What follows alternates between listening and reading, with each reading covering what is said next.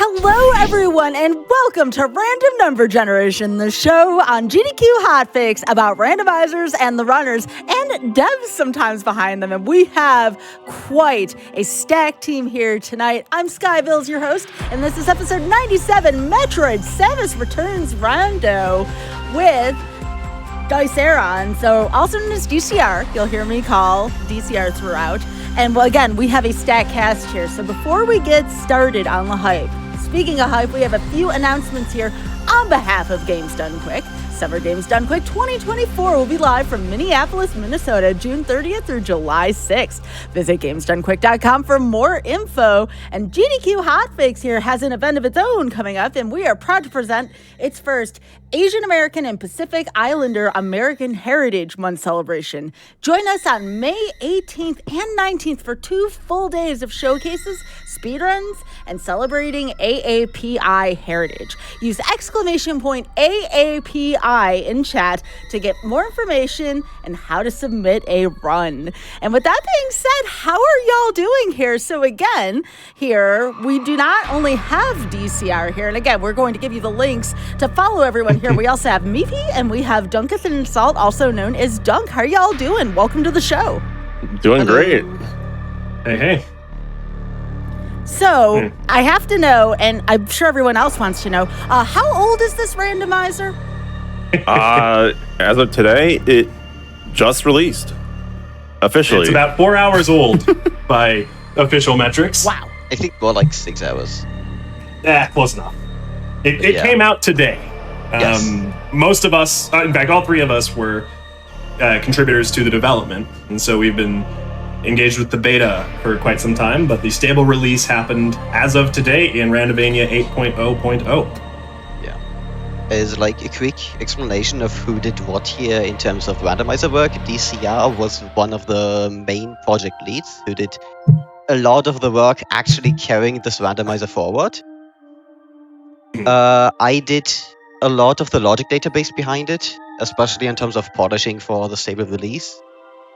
Dunkathan did a lot of the behind work basically on helping with reverse engineering the formats that is used by the games internally. And then my contributions were largely taken from Metroid Dread, which is also by Mercury Steam, uses the same engine.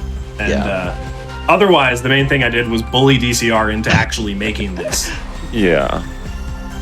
And then we also have Thanatos, who currently sadly isn't present, but he also helped a lot with actually pushing this randomizer forward and developing all the code necessary for it to work. Thanatos came up with a lot of the core features that you'll end up seeing, which is thanks to him a lot, like for everything, honestly. Yeah. So yeah, I guess the first thing you'll notice is that it says randomizer in the title. That is a custom texture. Again, Thanatos figured out how to edit the textures. There was a lot of work that went into that, actually. Yeah. I don't think that pull request ever got merged. Whatever, who cares? But yes, there's a lot to show. What else is important to mention right now? Let's see. I think maybe just get started on the intro. Yeah, that's probably a good idea. That's a lot to cover. All right, so, don't see these files. So you can see the randomizer patcher version on the menu.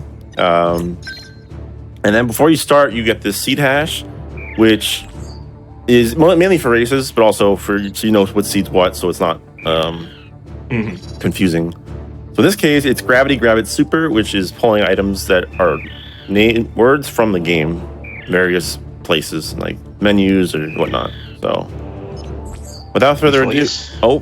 Actually, one thing that is probably worth mentioning, this randomizer works on both original hardware and emulator.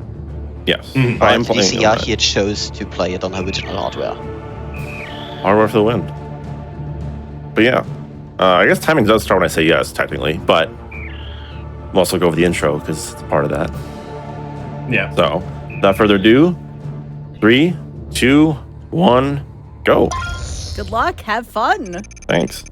So as you notice, the first thing is this intro text normally introduces the game, like the lore, but we have changed it, so it's here just welcoming us into the randomizer.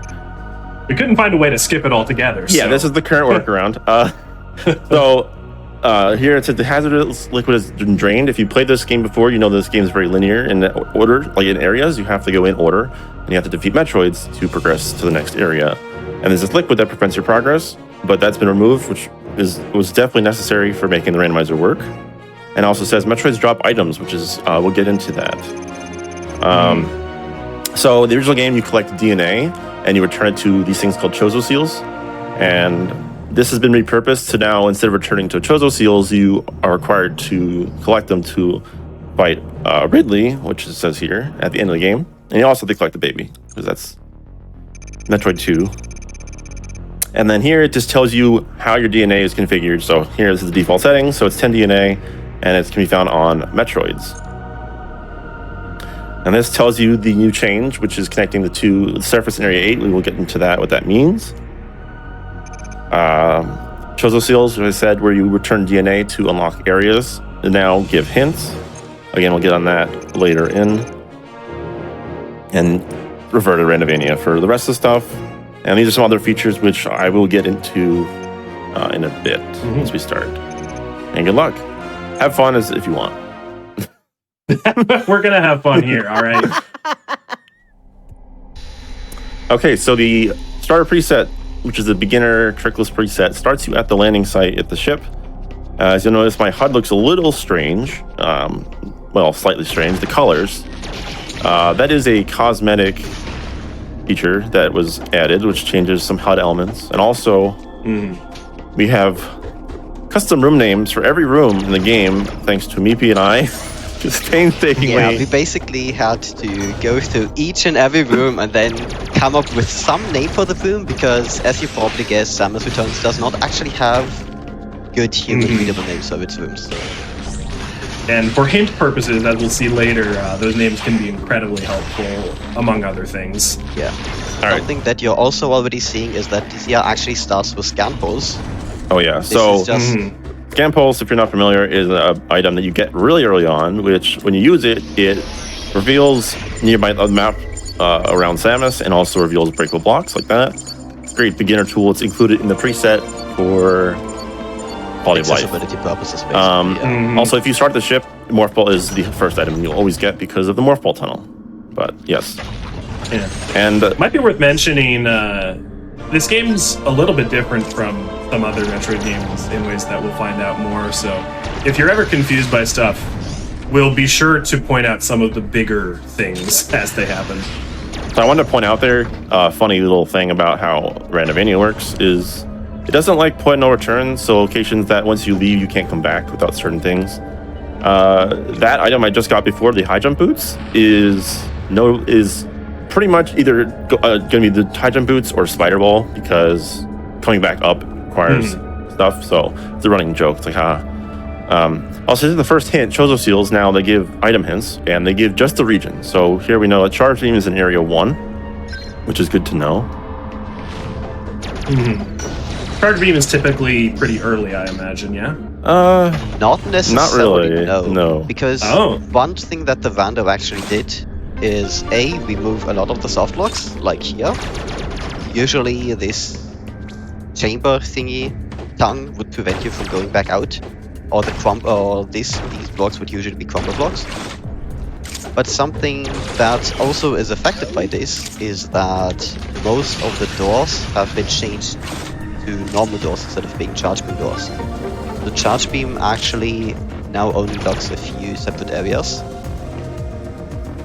Also, it's worth noting that I did a wall jump up here. Wall jumps are not in the beginner logic, even though they are easy to do for the most part, because you're not required to do them for any item in the game. So, yeah, Randomania, for anyone unfamiliar, has very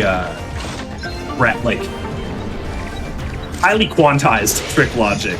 Yes. There are many different trick categories that can each be set to a difficulty level between beginner, intermediate, advanced, and expert. Or hyper mode, but if you're a person, you don't do that. So it's intensely customizable. We tend to err on the side of caution when it comes to the trickless settings, so even some things that are normally expected by the game in a vanilla playthrough may not necessarily be in a trickless preset. Yeah, this is just basically so that the starter preset without any tricks is basically able to be completable by anyone. So here's our first instance of what the intro was talking about. Or now that Metroid, I killed it, and it gave me power bombs or power bomb tank. I can't use them yet. Normally, all Metroids give DNA, but that has been changed and is one of the biggest important changes of the randomizer.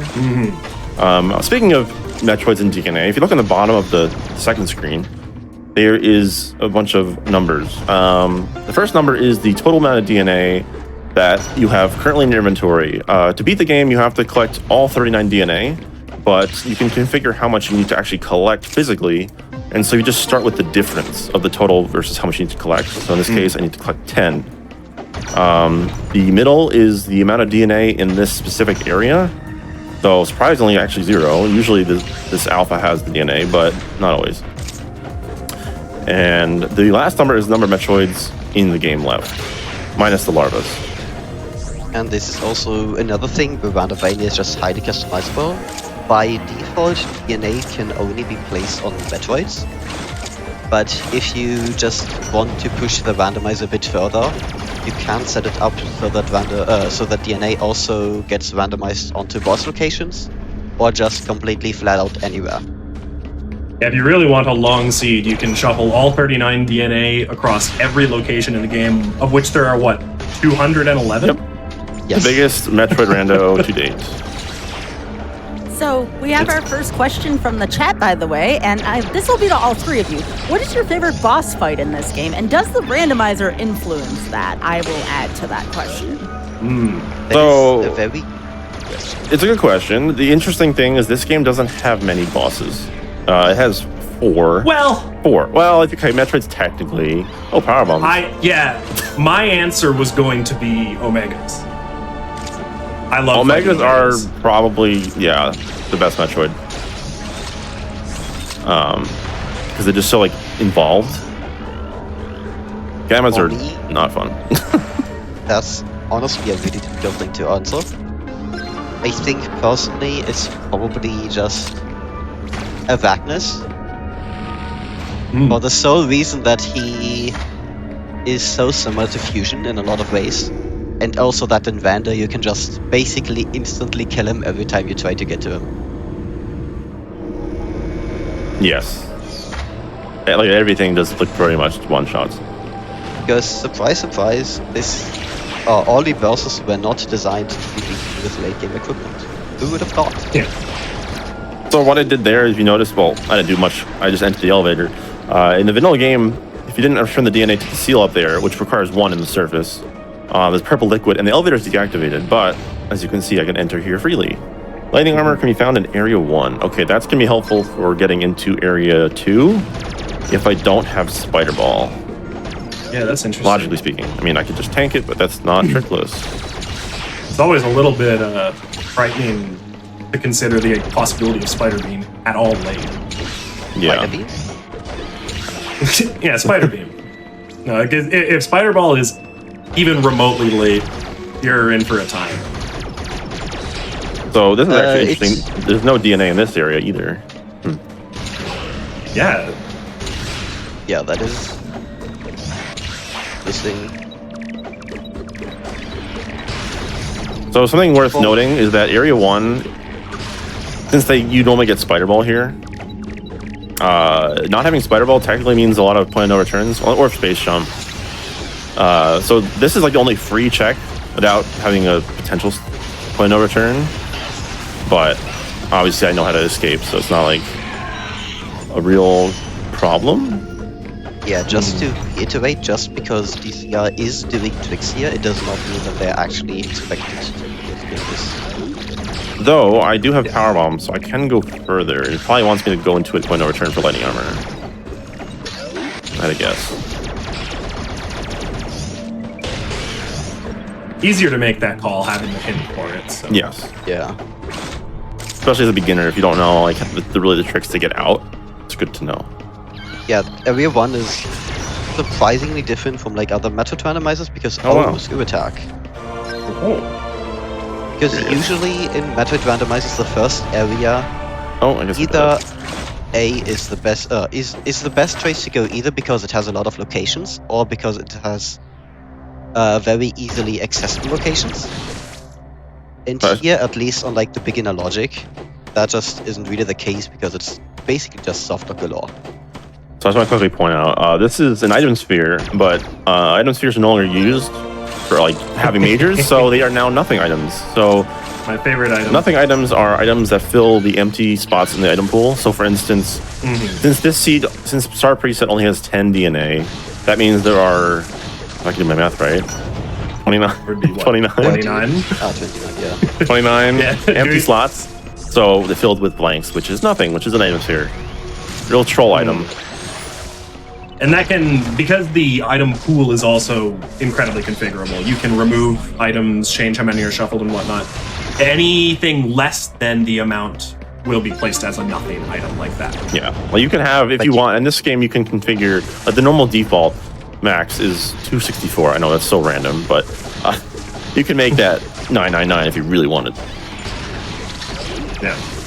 Something that might be worth pointing out for people who are probably like more familiar with the Super Metroid Randomizer is Isia did collect Power Bomb Tank, but he can't actually use it. Well, now he can, but... Oh, did he collect the launcher? Yeah. He did. Oh, then I missed that. Oops, never mind. I forgot where it was. But we did see that for Supers. Yeah.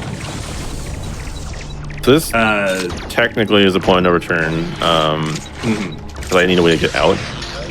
But yeah. And yeah, as Meepy was getting at, the ammo items, unlike many other Metroid randomizers, they require the main item, so to speak. You need to collect the launcher in order to be able to use them. And we find that actually ends up making Seeds substantially more interesting, having only one place to pick up your super missiles instead of a dozen. So I will mention that this game is pretty forgiving in certain instances because there are save stations throughout, but say like that, I was technically soft locked, quote unquote, logically speaking. But I can just hit reload checkpoint and get sent back to the save, which is really nice. Also, you'll be seeing many strategies. Also, the vanilla game has a bunch of these teleporters, which I will use. It's honestly quicker to also get at a point of no returns, which is pretty nice. Yeah, sometimes it's also logically for you expected to use the teleporters. Yes, which is really, it adds another depth to it. What unlocks a teleporter? So to activate teleporter, all you have to do is stand next to it, and you need at least 2 teleporters to actually warp between them. And they're all connected together. If you play Dread, you know that it's like pairs, and then once you go to Iterash, you can go between them, all of them at once. But here, once you step near it and it's active, it's in your, I guess, you can use it once you have found another one. So now I have 2 teleporters active, so I can warp between them freely. And it does, like as was said, you can get out of point of returns with these, which is nice, and this can be logically used.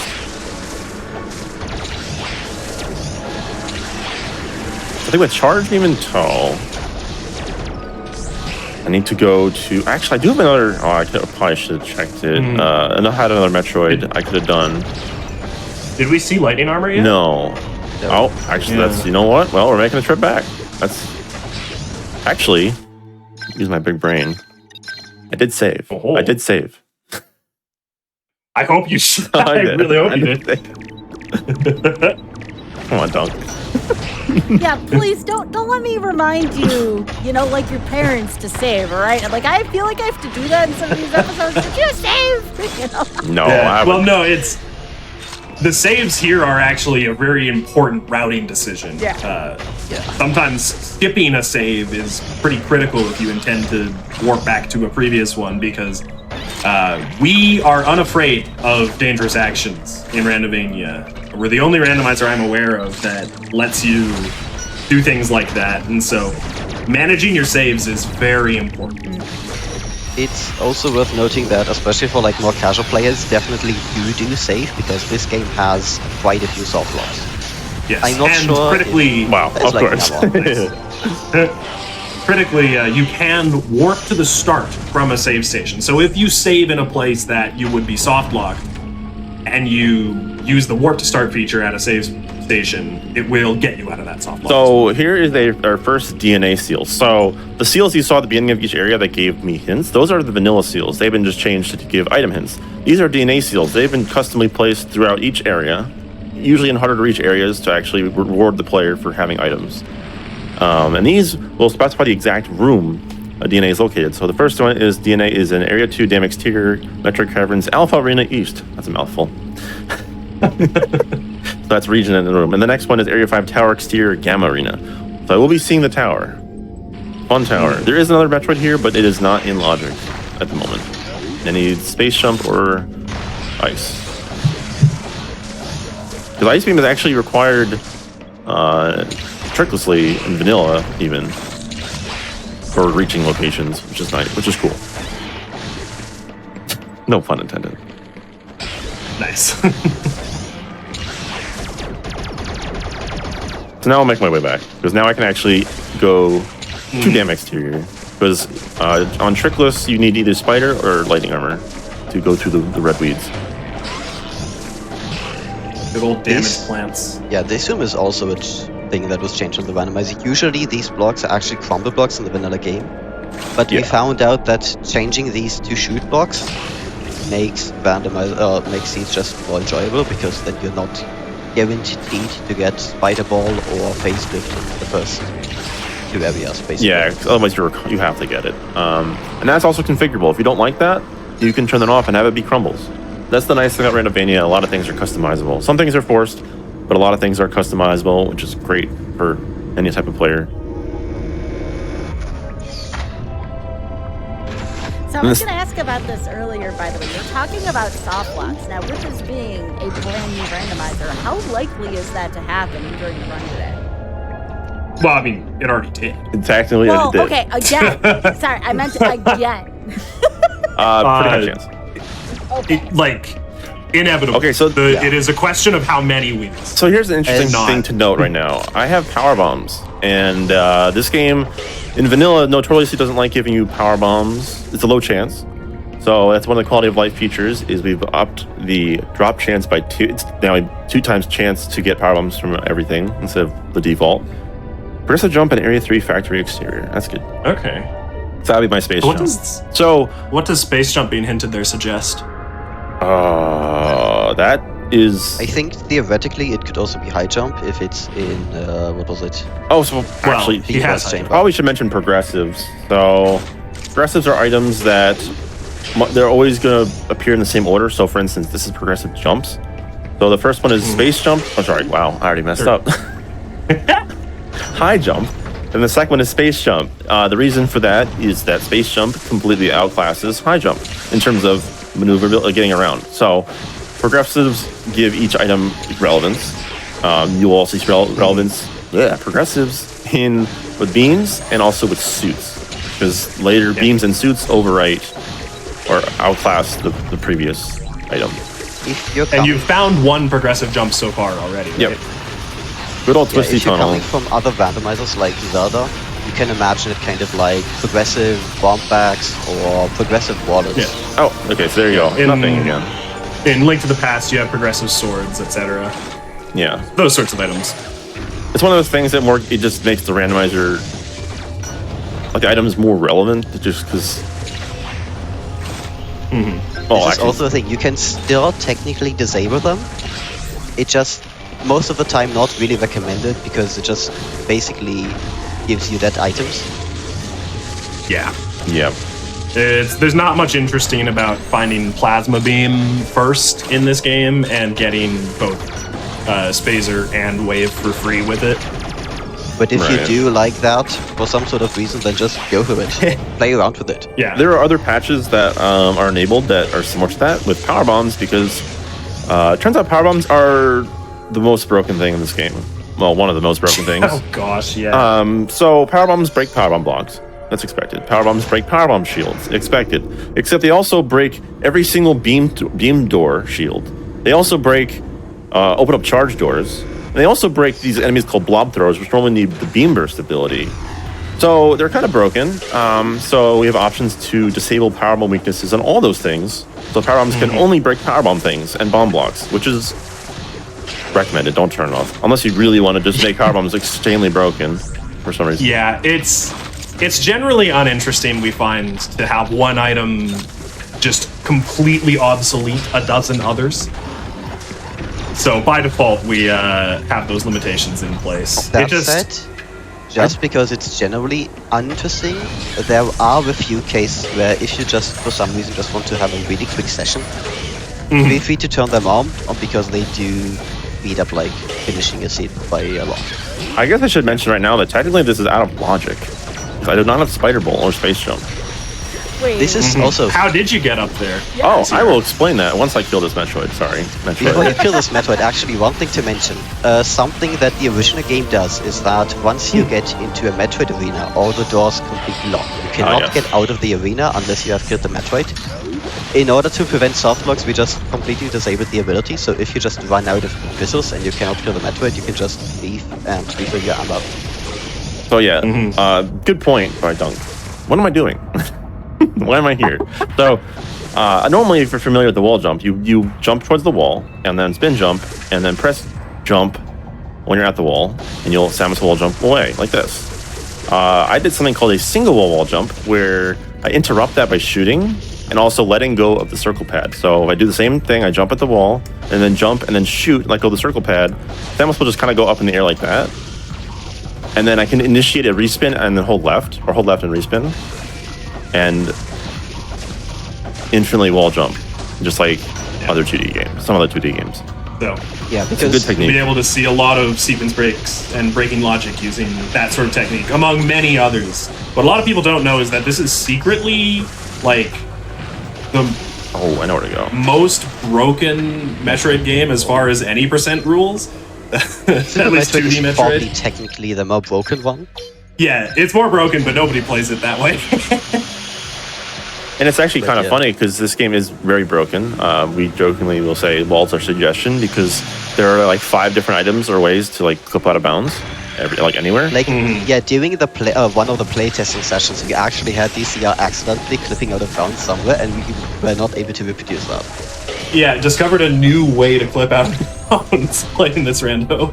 Yeah, so it's broken. Oh, you were here. I was here already. I want to check. I think I know where I need to be. In this down here, or area 3. I will not get that because I'm not interested. So this rando, unlike some other Metroid randos, actually is really nice to have missiles. As I skip all the missiles. Yeah, finding the ammo just for fighting the Metroids. Yeah, there's a lot of Metroids, and logically you need a bunch for trickless anyway. But it's just good to have for combat.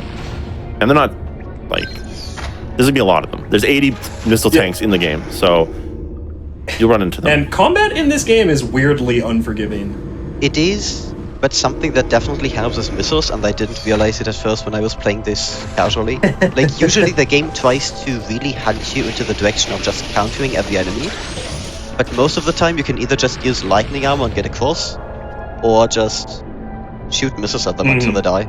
Oh, so that means space jump is the logical requirement to get into Area 2. Because Spider Ball is in Area 2. That is cool. So I did get a hint though, it was an exterior, so it has to be, I think, one of 2 items. And it's not this one. I'm just checking anyway for knowledge sake. Yeah, that's a super missile tank. Sure, it'll go this way. How can you tell the difference between a super missile tank and the super missile launcher? Good question. So tanks, the missile tanks, super missile tanks, etc., power bomb tanks, all have. Oh, that didn't happen. Hold on. So they all have a gray bottom, but that's not the key that gives it away. You see that glow. They all have this yellow glow that's very obvious, and then also they don't really animate that much. They just bob up and down. Whereas the actual upgrades are sitting on these green pedestals, and they also have a little different model, and they rotate. But the super missile specifically is a vertical missile, whereas the tank is actually the tank models for supers, missiles, and power bombs is actually the texture used or model, whatever I think it's texture used for when you actually fire the item, but just enlarged, which is kind of funny. Oh, there it is. I called it. Yep. So that is our space jump. That's some blue in this game. And that is it for Area 3 until we get Beam Burst. Area 3 is very locked and trickless. You know what you can actually do, and what would be a really nice showcase? You can put a pin onto Area 2 Interior to not forget that there's... Oh yeah, I also do that for hints or DNA. So like, let's do that. So let's do that. You go to Area 2. You'll get there. So Area 2, I know it's in the exterior somewhere. I don't know where, but say if I found it. But I can also just hit this button, and then I have a selection of 10 pins I can use, and I will put it in yellow. I'll put it right here. Just that's my marker saying it's somewhere in this area, not necessarily there, but it is in that area. And we saw where 2 DNA are, right? Yeah. Also, Area 3 also has 2 DNA, worth noting. Yeah.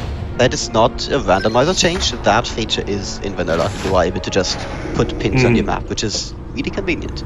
So I personally use them for if I see a DNA and I can't access it right now, I will mark it in the general tile, because the tile generally won't be visible because you have to actually visit the tile it's on. But I will just stick the marker on it and I will color code it red. I'll pick the red marker for DNA. And if I see a major item, I usually put blue or something that's different. Same deal.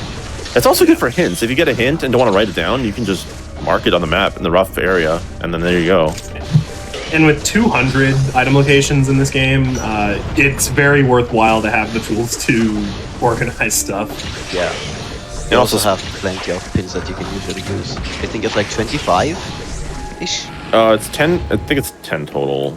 But it's still a good amount to work with. So here's an example right now. I'm going to use the teleporter to quickly get back. So good thing my sequence broke. I was going to mention something. I don't remember what it was. There's been a lot. Oh, a lot of checks. See, this game has 211 checks, which is kind of an issue sometimes because there are there are only 10 E-tanks in the game. So it's a low chance of finding anything, I guess.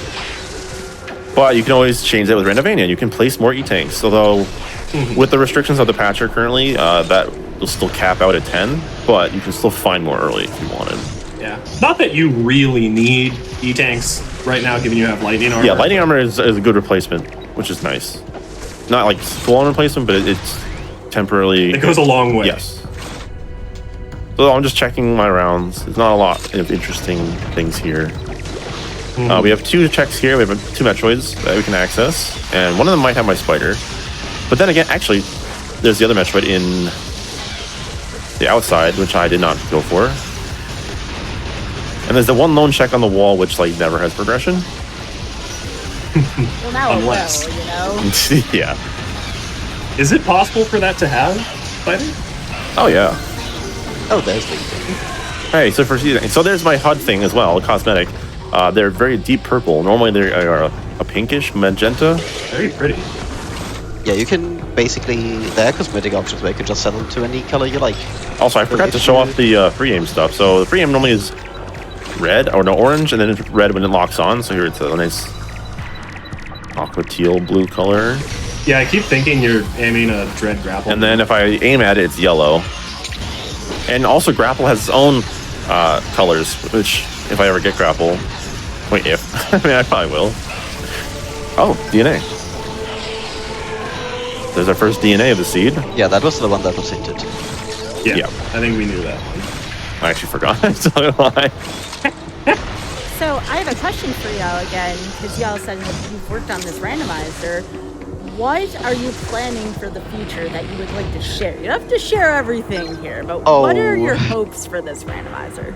Well, what we've got going on includes features such as door lock rando, where we randomize the weaknesses of all of the doors in the game. It's Randomania has a very sophisticated algorithm for placing them that can result in really unique seeds.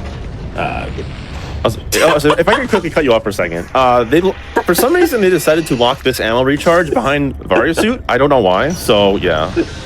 I'm glad you visited that. That's my favorite recharge in the game. Especially since it isn't really locked by Varia suit, because you only take 10 damage to reach it. I know, it's funny. And then 10 damage again to get out. I love that ammo station so much. That's great. And then also, can't put a timeline on this, but in the foreseeable future, we intend to implement multi-world as well. And being a part of Randomania, that will also come with support for playing any of the other multi-world supported games in Randomania. That's Metroid Prime, Metroid Prime 2 Echoes, Metroid Dread, and Cave Story and AM2R. All of those would be compatible. You'd be able to play cross-game multis with those. DNA. It may take some time to make multi-world happen. You also forgot the other feature, which me and Meepy. Well, Randomania side Meepy, but I did Patrick's side. And Dunk. Actually, Dunk, you did help me with that. The elevator rando. Huh? Elevator rando. You helped me give the idea of what to do, roughly. Oh yeah, I didn't know how to approach it at all. Also, we're gonna say hello to our favorite boss, Arachnus, or Meepy's favorite boss, Arachnus. It's basically Hi Hello, Arachnus. Arachnus. Hi, Arachnus. Bye, Arachnus. Bye, Arachnus. Okay, just an Aeon Good tank, boss. but I will take it. Basically another E-tank. Honestly. But yeah, elevator randomizer. So normally when you take an elevator, it brings you to the next area or the next sub area. Elevator rando can shuffle all those connections, and it makes it's really chaotic, and I love it. Because this game has like a lot of elevators, a lot. Yeah, how many? Like, I don't know. A lot. Like 20-ish, I think. Probably. Jeez. Some sub areas have 4 each, or 5. So I mean, it's a lot. that's wild. That is so many. All right, so I did not find Spider Ball, which means that it is locked behind a suit, which is cool.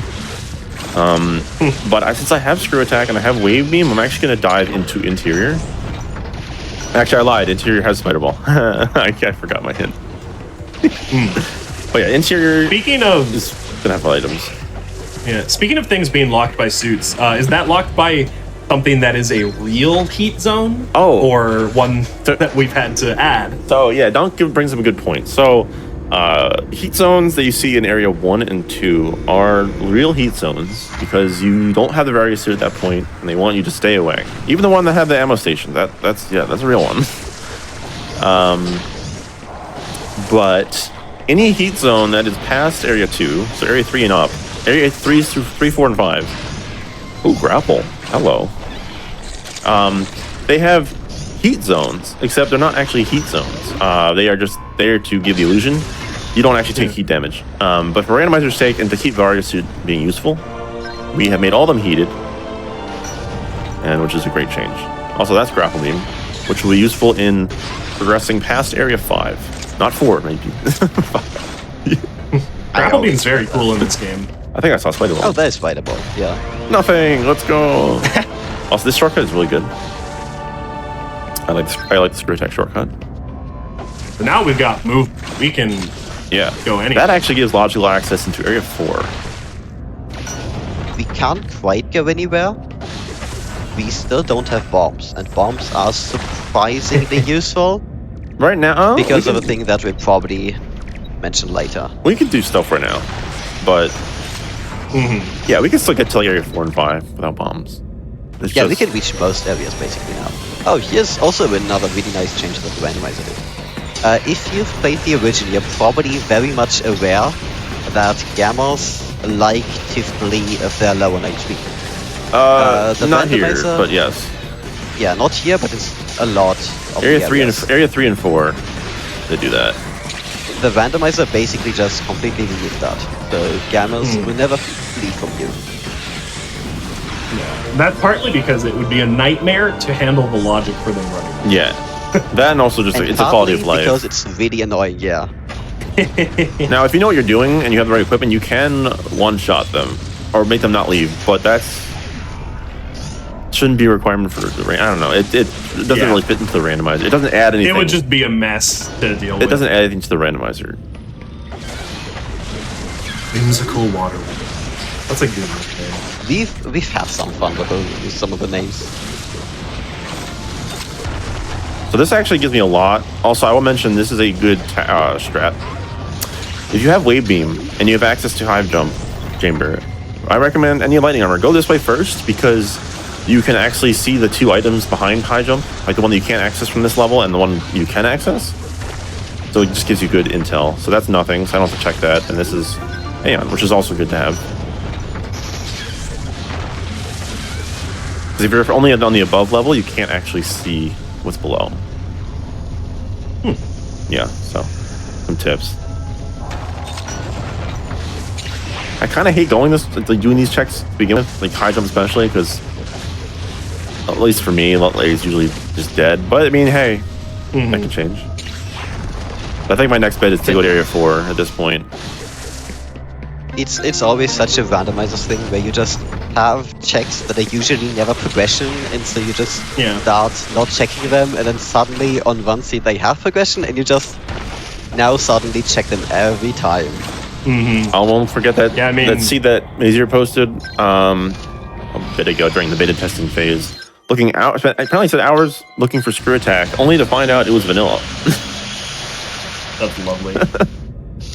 You know, when I played the OG Metroid 2, I didn't check the vanilla high jump room either, so I get. Oh, that's pain. Feeling that one. Bro. That one is pain. Yeah. So what's up?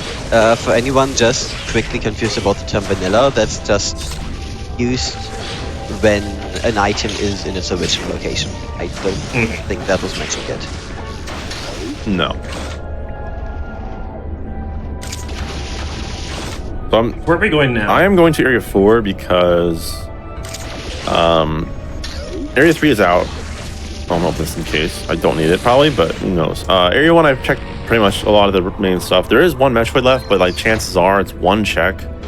So not really worth it. Surface is out right now. There's one check I could do, but again, it's kind of out of the way. I mean, Warp to Start helps, but it's out of the way. Area 2, I could do as much as I can now without a suit. Area 3 needs Beam Burst, so Area 4 is the only real option, Area 4 or 5. Now the question is where I go from there, because I can also access the Crystal Caves portion of Area 4. Sorry, Essential Mines. Crystal Mine. Wow, I flipped those names. That's funny. They're easy to just swap around.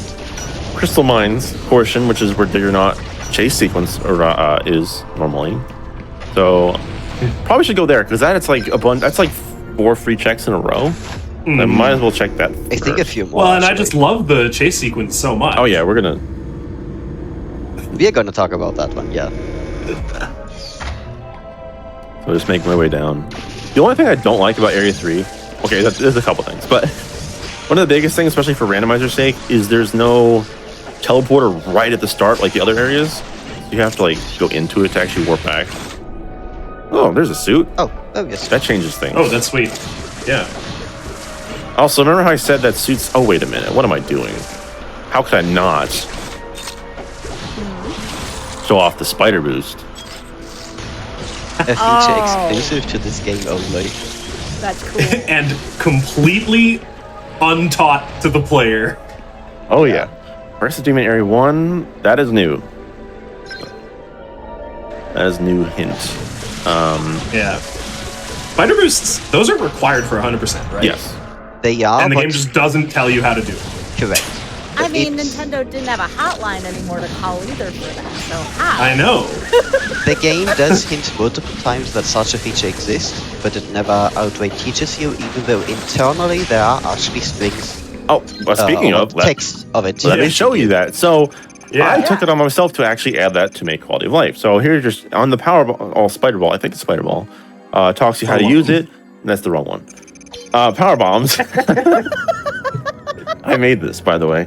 On the power bombs item, it tells you how to use it, open yellow doors, and then tells you how to use it. And then this is the unused text that they, I guess, planned to tell you but never did.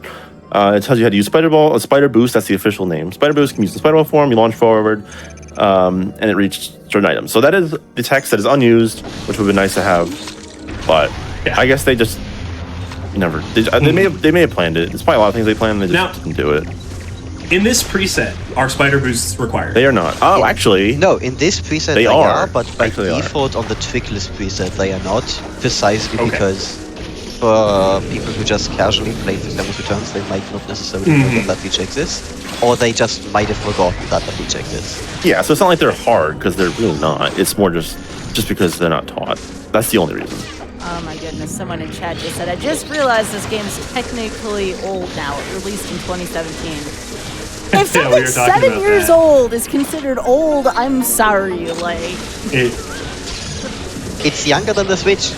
Yeah? Yeah. Yeah, that's true. This game came out 6 months after the Switch. I think a little bit longer even. So here's another soft lock, but I'm going to quickly just peek the item because the door lock's behind you. So I'm just going to see what it is. I need space here to get out. I don't know why I opened the door already. That was dumb. So I'm going to quickly check it. It's nothing. Okay, good. And I'm going to just boost back because it's fun. Quick answer from chat. Spider boost can be done diagonally, vertically, and horizontally.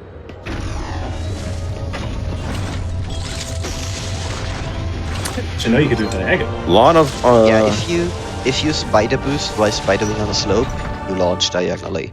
Oh, okay. like that. Like that. Also, say hello to. Well, it's gone. Goodbye. The auto is so annoying. Everyone loves that thing. It just randomly, it just follows you around and then just takes away your Aeon. It's like a res bit, except worse. Because it actually hurts, does annoying things. Well, your res bits are annoying too. But anyway. So Area 4 is interesting. It and Area 6 both have 2 Chozo Seal hints, or Chozo Seals. So there are 2 item hints. They're kind of up for grabs. Don't die. In Area 6's case, they are not right next to each other, so you actually have to go work for it. But in this case, if you can access the first, you can access the second. So. I think you were trying to spider boost in the wrong direction. Why are instant morphs so hard when it's 4 tiles? You know what? Spider boost up. 2 feet. Alright, I love it. Also, for anyone unaware, but I'm pretty sure the game teaches you that if you tap onto the bottom screen, you just instantly morph. I believe it does. Mm-hmm. Maybe. Yeah, I pretty think sure it it does. does. I'm pretty sure it does. Let's confirm. I don't know if we'll say it here. Or actually, I might say it in the. Yeah, tap the map. Yeah, tap the map screen. Yep. There you go. All right, our second hint of Area 4. Suit in Central Caves. G game. I wonder what that might be. Yeah. That's crazy. Thank you, Classic. Chad. That's so. This is so important. What level of familiarity must somebody have in order to play this randomizer, especially with it being brand new, right? It's always important to know, like, what is the entrance level for something like this? And what are the different levels of difficulty that one could choose when playing this randomizer? You definitely want to have at least finished the game. Yes. Yeah. You don't need to be like me. You can't theoretically play this with having dread beforehand or even completely blind because of the existence of starting with scan pulls. I wouldn't recommend it, but you can do it. Yeah. Don't. Just play the game once beforehand. All right, so this is. You don't even really need to 100% it No, before. Just definitely don't. play it. Especially since 100%ing is not part of the trick list anyway. Like that, those locations are not the obscure ones. Also, here's the digging on chase sequence. Sorry, I had to say that out loud. All good. Yeah. My favorite. I love this sequence so much in the game. Yeah, so I'm gonna safety save. Just because I know it's notorious, people don't really like it. I don't hate it, but all right. And wait, where's the sequence? I don't think we've tested this. Maybe. Call that digger not. Well, that might be a bug. All right. So. Yeah. Due to It might be. Stable. It's to unveil the Yeah. surprise. Ooh, This is Spider-Ball. in fact not a bug. Usually in vanilla, as Dunk already alluded a ton of times before, you have like a huge chase sequence through these rooms with Diggernaut. In the randomizer, this was just completely patched out. Yeah, it's really cool and cinematic, and one of my favorite parts of the game, and it would be a nightmare to account for both in the logic and in the patch. This is actually kind of annoying. Unfortunately, has needed to be removed. Especially since during the cutscenes, so like this room normally has like a few items, and during the cutscenes, the positions of the items is different than after the cutscene. Come on. This looks tricky. Is this a bug or a feature or content or all of the above? This is a feature that we're discussing. Let's try this way. Actually, you know what? I don't want a soft lock. I just realized on one power left. I will pass on Spring Ball. Honestly, it's okay. Okay. Yeah, if you get a couple drops, I was gonna suggest you could maybe do that. Like, are you serious? It Okay, is. that's gravity. wow. All right. I was gonna suggest you could maybe do that the way that we do some of the powerbomb only strats in Dread, where you destroy the block, like the shot block first, Yeah. and then lay the PB before it reforms. Oh, so let me show you a cool strat thing. So those are bomb block. That's a bomb block to the. Well, I'm pointing at it with my finger. That helps. Right here to my right is a bomb block. Below me and above me is is missiles. However, there's a thing you can do which is not it's a trick. You can actually shoot through walls. As you Yeah. can see, this game was programmed very well. Yeah, if you're familiar with Metroid Dread, you might recognize that as a sort of a pseudo wave beam. Yes. It was discovered in this game before, and I guess forgot about because who plays this game? Yeah. I do. Okay, so I can't actually go this way. I know, sad story. Oh, is that my favorite item? The one that you could previously get? Oh, this is one of two. Yes. So this item in vanilla is right in the slope. You can't see it, but it's in the slope, so you can just run right over it. There is a flag in the files for this area that says post chase, and it says to move the blocks. If it's true, you move the items. Guess what? It's set to false. So I just flipped it to true, and hey, guess it worked. It moves where it should be. This item here too. Where is it?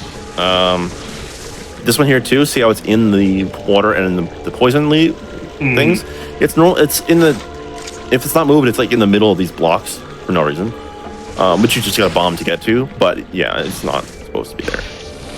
Yeah. They just forgot, but I fixed it. Here we are fixing vanilla game bugs. Wow. All right, so yeah, as was mentioned, obviously no chase. That was one of the earliest patches. It was like within the first 3 or 4 things. Yeah. Right?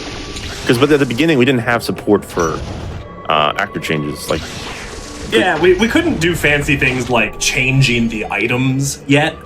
so I just stuck to cutscene. You know, that's I don't have the baby. Why am I? I'm waiting for the baby to show up. Wow, I'm going great. You're too used to getting the baby too early. I know. Yeah, this is actually pretty late. Also, I swear having I the have baby played so this game far. before. It's not like I have over 900 hours. It's okay. Yeah, DCL speedruns this game professionally, I did forget gravity. Wow. Okay. even though sometimes you may not necessarily see that, but it definitely is. This game does. is really hard. Let's not lose It sight is. of that. It is really hard, and it's also very broken. It looks so much easier than he's making it out to be, and like he's not making it out to look easy right No, now. I had to wow. I literally saw gravity. I was like, hey, gravity. And then it was like, oh, wait a minute. I don't have gravity.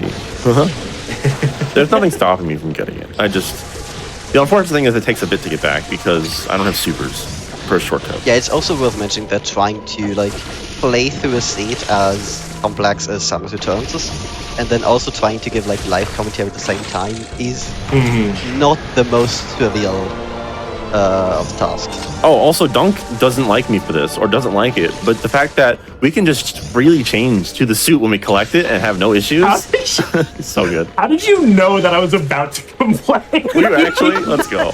Yeah, I had my mouth open to start complaining about that. You guys get to change the suit immediately, and Brett has to do the nonsense because of the crash. Honestly, I wonder if the same approach can be done for that game, how we do it here, but we'll see. No. No, probably not. Let's go. For anyone who missed it earlier, Dread and Samus Returns are built of the same engine from Mercury Steam, so a lot of the internals on how the games work is just very, very similar.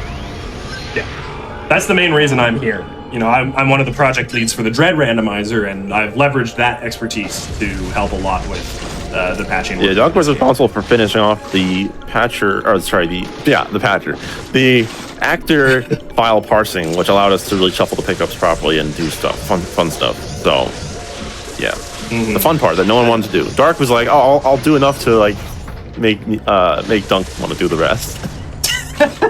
Like, that's cool. Yeah, I'm very vulnerable to being incentivized. So Just dangle a treat in front of me. that is all for this section until I get supers. Yeah, also, yeah, point out, but I do not have whatever that is. I don't have the baby yet, which is unusual. I don't know, maybe, did you speak this into existence as a vanilla baby seed? I did not know. Actually, I don't know. Imagine. The more important We were discussing this. We're pretty sure that no seed ever rolled has had the baby in its vanilla location. The baby Metroid, to be specific. And that's including a batch of 1,000 seeds that were rolled for like the testing purposes. And even when we had 5,000 seeds, it was like 0.02% or something. Did we ever mass gen 5,000 seeds? No, I'm just going off the old data, which doesn't matter. Okay. Yeah, so we're genuinely pretty sure that it's never ever happened having the baby vanilla. It's Yeah, not it's that just- it's like logically impossible. It's just that on how Randomania generates seeds, it just never happens for some reason. The main thing is that the baby does unlock like 10 or so items on its own. Like there are a bunch of items that are technically baby locked, but there's an alternative, and then there's like there's a bunch that are only baby locked, and placing the baby on the queen wasn't really unlocked at that point, because to get to the queen with normal starter preset and whatever is a lot. So having the baby there wouldn't make sense. It wouldn't prioritize it. Yeah, which I guess basically, makes for sense. anyone who isn't aware, the way that Randomania tries to place items is that it tries to, in a really simplified manner, Cool. it tries to place items that will unlock a lot of, not necessarily a lot of checks, but just unlocks checks in your current speech. Yeah. And For because- anyone more familiar with technical jargon, it uses a variation of forward fill. Ooh, I will get that. That is Ooh. something to showcase. Dun, da, da, da. So it's actually actually it's not out of logic. Let's do it the cool Yeah. way. The DCR is about to tap an amiibo to the screen. Yeah, I have an amiibo, but not that one. Anyway, so I'm gonna do the cool way. So this shiny thing, it looks like an E-Tank, but it's not. It has a nice, cool effect to it, because when you collect it, it's the Energy Reserve Tank, which is one of the 3 amiibo items. You tap the amiibo to the screen, and boom, you got a reserve tank. So this will initiate once you have 0 energy, and it will refill your energy to a configurable amount. Again, Randomania, configuration. You can, default is 199 energy, but you can make it 10 billion, I don't care. That's up to you. You can make it 1. You can make it 1. If you're awesome. I wonder what happens if you make it 0. I never tried Great that. question. I don't think I tested that. That'd be fun. But anyway, But yeah, Refill, die instantly. it is. actually, there is a glitch in this game where if you are alive at 0 HP, you are invulnerable and can't morph. Otherwise, you die. It's really weird. That might set it up then. That would be interesting. So, okay. So, these are the Fleet Swarm, but they're deactivated. So, Trickless Logic always expects Lightning Armor, but if you have Gravity Suit at all, they deactivate. And I guess you just find out in the video game just by playing. We'd like to find a trick just because. Because most people just don't really pay attention to it. Yeah. I would hope that someday we can change that. I'm sure you can. Effort. We just haven't Get done bored it yet. with it. Not a stable thing. I like the idea of using amiibo in a randomizer. Like, I had never considered that, and that's really cool. Yeah. Yeah, Just for clarification, usually in vanilla these items are locked by amiibo, but here in the randomizer we just made them always accessible for That's you to shuffle cool. them. in theory, we could shuffle the amiibo item locations too, but they certainly will never be included by default because that's a weird barrier to entry for a where we- randomizer. Oh, yeah, absolutely. In vanilla with the amiibo you can also like unlock the fusion suit, Yes. and we tried to make this work as a toggleable cosmetic option, but we haven't actually managed to do that yet. That It is. will probably come at one point maybe in the future if we find out how to do it. Yep. So there's my next beam, Spazer. We like to shoot 3 shots, and we had a lovely conversation at one point, saying that this is more akin to the actual Spazer because each shot is unique and has a hitbox, unlike Super Metroid, which doesn't. Oh, bombs. I'll point out, Super Metroid is the weird one for not having all 3 shots be separate hitboxes. Every other Metroid game with phaser works that way. Even Metroid 2. Yes. Yes. Which came So- out before Super Metroid. Actually, it's worth noting that this is not in logic. I'm just gonna not do this. Can you do the melee clip here just for showcase? Oh yeah, why not? So, no, I don't have ice. Oh, well then. But I can just blast across. No, but I'm not going to. So, it's worth noting. There's so many options and none of them work. I just don't feel like doing that. So I collected bombs in that whole mess. I think technically it was out of logic. Actually, no, it wasn't. Because, actually, is it? I don't know if it is in beginner. Either It'd be way, hard to keep track. either way, that is important so I can get into area 7. Wow, I almost Yeah, 7. pulled a meepy. So here's the melee clip. I will just show it off. So you get into a corner like this. Samus height. I hold up, and it can be this way or this way depending on where the wall is. So this one's to my right, so I'm facing to the left. I aim up and then aim down right, or aim right and then back up again. And during that sequence, I press X to melee and B to jump. And for some reason, this happens. Whee! Don't ask why. Yeah, it just works. This game is extremely broken with out of bounds. There are like 10 different ways Yeah. on getting out of bounds in this game. For some reason, Samus thinks that, oh, there's a tunnel there. Let's just climb through it. Yeah. If you're like familiar with these tricks, you can enable them and have them be logical. At least some of them. But they will never be required for you to do that in a trickless. Okay, so it's worth noting that I logically cannot go to Area 6 because I need supers to move the grapple block. So I will showcase warp to start. You press X, you cancel a save by pressing B, and then it asks you to warp to start. You say yes, and you're done. This will send you back to your starting location. And it was a super Something that easy this addition to it. Randomizer supports is that, like, this is specifically warp to start, not warp to landing site, because you can make or configure the randomizer to start in a random location. So you could, for example, start in like area 5, and then pressing warp to start on a save station will bring you back to area 5, not the landing site. So this is that check that I was talking about. It's kind of out of the way. Hopefully it's actually relevant. If not, then I understand. Have a nice day. Yeah. So this is one of those instances where I probably should have saved, so I don't have to run back, but now I have to run back myself, so that's okay. Oh, that was good. Nice way to boost. But that's fine, because I actually have other things I need to do, so I can head to Area 2, like I initially had wanted to do before, but I didn't have a suit. What else can I do? Area 1. So you may not have noticed the room name when I was going into Area 5. So in Area 4, right before the elevator to Area 5, the room was called Venomous Pond. We came up with the name. There's a bunch of rooms in this game that are references to Prime games. So.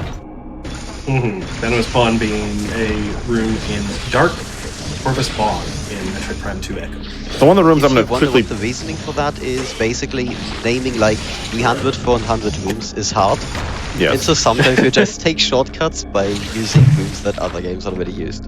And it fits. The dark room with full of purple liquid. Like one of the room names that we named for everyone is called Magma Pool, Oh no. which is a pool of magma. There's a room in Area 3 that's called Waterfall Cavern, which is a room in Town Overworld. And before you ask, Dunk, no, we didn't name anything with Hydro Dynamo. Good. Yeah, good. There are too many dynamo rooms. Did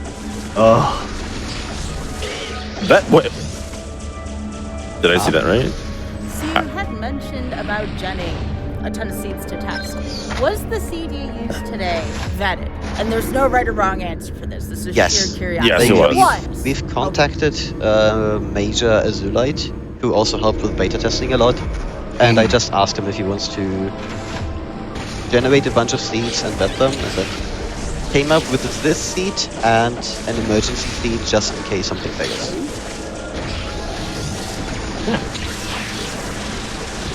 Yeah, we're fortunate to have a pretty lively community of contributors and beta testers, so they're often able to help out vet seeds for marathon and showcase purposes. So here's another thing I was going to show with the melee clip that I just showed off, that weird trick, which is not in trick list, by the way. It's not required unless you turn it on. This bridge that I was talking about that has, well, I broke it, but if you don't have that option on, it's crumbles. You can also bypass it by just doing a melee clip. Fun fact. Anyway. Some people say walls in this game are only a suggestion. Yep. So you can clip out of bounds. Speaking of methods, you can clip out of bounds in this game with just melee and morph ball. You can clip out of bounds with morph ball and spider. You can clip out of bounds with ice beam. You can clip out of bounds with morph ball and phase drift. You can just clip out of bounds by jumping into a corner. Yeah. Jumping into a corner or getting crushed will also force Samus out of bounds. And that is one of the reasons why Dread has an out of bounds kill plane, or whenever you go out of bounds, you die. Because this game is like, no walls. So another question I have, and again, I love having devs on, so don't mind me. I just love picking your minds about this. What is the greatest challenge while developing the randomizer? Reverse engineering, for sure. Figuring out the formats that devs do. That's one of them. Yeah, you're gonna get a different answer from all three of us. Yeah, from my side, it's either reverse engineering or the logic database. The logic database, not necessarily because it's hard, but because it's tedious. It's like really easy to do in theory, but you have to go through every room, connect every door to each other, maybe other points of interest, and it just takes a long while, especially with something like Samus Returns, where you have like 10 different out-of-bounds methods, and then also 10 different ways to gain height, and then also some other dumb, idiotic ways you can use. Actually, I'm gonna change my answer a little bit. Just knowing what you're supposed to do, period. That's the hard part. Yeah, see, my answer is completely different. I think all of that is really easy in comparison to having somebody who cares about the game enough to make the randomizer in the first place. That is the hardest problem to solve. Everything else you can teach, you can learn. You cannot teach somebody to love a game enough to make a random for it. Boy, am I glad that Thanatos was just finishing up working on Dread stuff, and I was like interested. I'm gonna do Samus Returns too, because this is fun. Oh boy, that was... It's really interesting in a way from the development side, because I think development started in like, August 2023, I want to say? 22. Oh, 22. Yep. Yeah, it was like around where Dread Render also started to become a thing, because the internal structure, as I said earlier, of the games is just very similar to each other. But then it basically had like a month of long hiatus, because DCR was mostly like the only person pushing it, and back then didn't have a lot of experience with reverse engineering the rest of the stuff that is needed to actually like shuffle the items around. And then at one point he just decided to actually try to sit down determined to just find the answer. And also B, we had Thanatos, who was the other main contributor with this, who just helped DCR in a bunch of ways. Yeah. But yeah, like I think I mentioned a while ago that I kind of bullied DCR into actually making this. That was because I've been saying this for a long time. Having somebody who loves the game is the hard part. You can learn. Yeah, so and so I just encouraged him to learn. Like early days was... Oh, sorry. Because we had like a really weird development loop where after mid 2023 I also started on integrating another aim-to randomizer into Randomania. And so we had this really weird feedback loop where DCR saw my development of aim-to rando and then wanted to progress the Samus Returns randomizer further. And then I saw his progress on the Samus Returns randomizer further, and then I wanted to progress my the aim-to render further. It was just really funny. The two, like Metroid 2 remakes, really encouraged each other in their Randomania implementations. You know, both Samus Returns, which is the official, Nintendo endorsed remake, plus the fan game remake that we've been mentioning. Both were in development in Randomania around the same time for a lot of it, and we're able to really feed off of each other and trade design ideas and all that sort of stuff, which is a pretty unique situation to find yourself in. Yeah, because... Oh, wait, let me actually write this in. Alright, so Area 6 Zeta Arena. So I need supers anyway. And Tower Lobby Alpha Plus, which I got that one. That one I got. Also, it's worth mentioning those seals. We're just saying hints. They are set to give a random number of hints, anywhere from 0 to a predefined number. And if they don't have hints, something fun happens. I know, it's so vague, but hopefully it'll show up. If not, we mention it somewhere like before the end. Okay, so this is an instance where I'm looking for supers, and I just picked the wrong section entirely because I didn't find anything useful in this entire path. So my best bet is I'm thinking area 1. I have 2 checks. Actually 3 checks I can do there. So this is kind of like that phase where I don't have a hint for supers, but I need them. So I gotta look. It happens. Rando happens. Rando gonna rando. I'm sure that's never happened on this show before. Yeah. On this show, nah. I mean, I've had seeds ready to find bombs to go to area 7, and I couldn't. They were like the last thing I found. So. Ugh. Yeah. Something that is on like my personal wish list and probably on a few others as well is like we mentioned it earlier before, but Randomizer supports multi-world. So like you connect multiple games with one another, and the items are shuffled within all of the games. And something that I want to make happen at one point is like an original Metroid 2 combined with AM2R combined with Samus Returns. To have That's like the dream. to have like the whole trifecta of Metroid 2s. Mm-hmm. First, we need to add multi-world to Samus Returns and add Metroid 2 to Randomania And with for that, multi-world support. We need to actually And find then- someone who cares about Metroid 2, and that is And then, There's actually quite a One bit of day. checks I forgot about in area 1 because I didn't have any access to get up to this whole top half of the exterior. So there's a good chance I'll find supers here. If not, then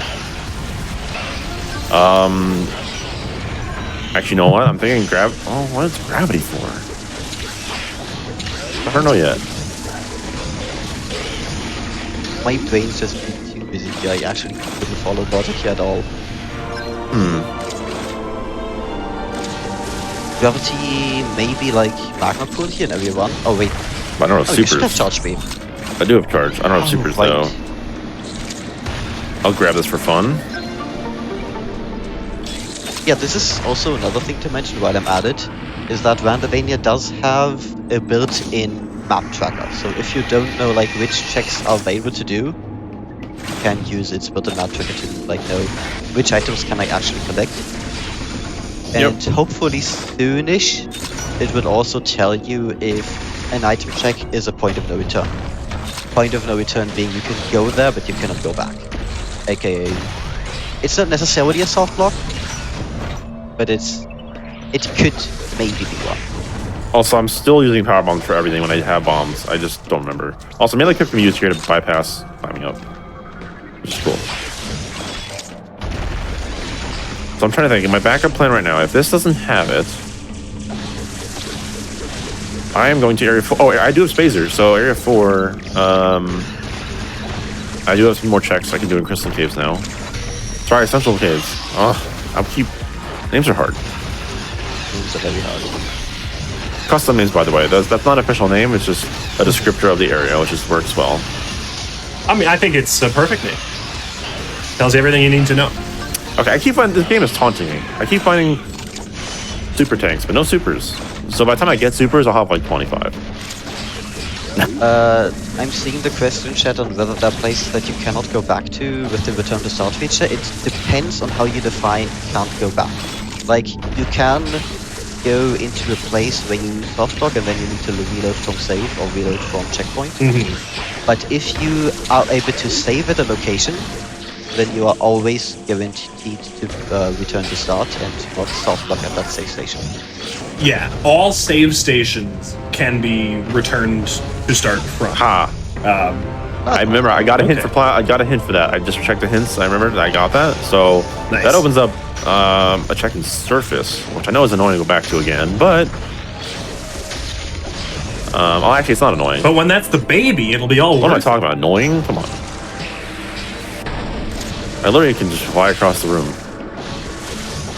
So that's also another thing. If you want, so the default vanilla power bombs give you 5. Honestly, if you want to have a lot of fun, have them give 99. Then you can just launch yourself everywhere. Spider. Highly recommend it. No. Also, just increasing a little bit by default is good because if you don't, especially if you don't have bombs, having the extra power bombs is gonna make getting around a little bit less annoying. Yeah, 5 sounds like a lot at first until it's your only way to break bomb blocks. And there's a lot of bomb blocks. So.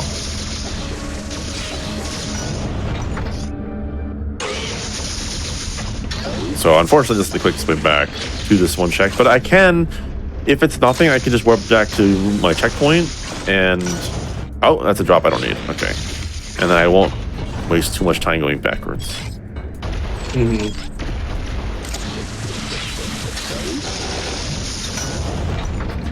Like that. Nice. Tank.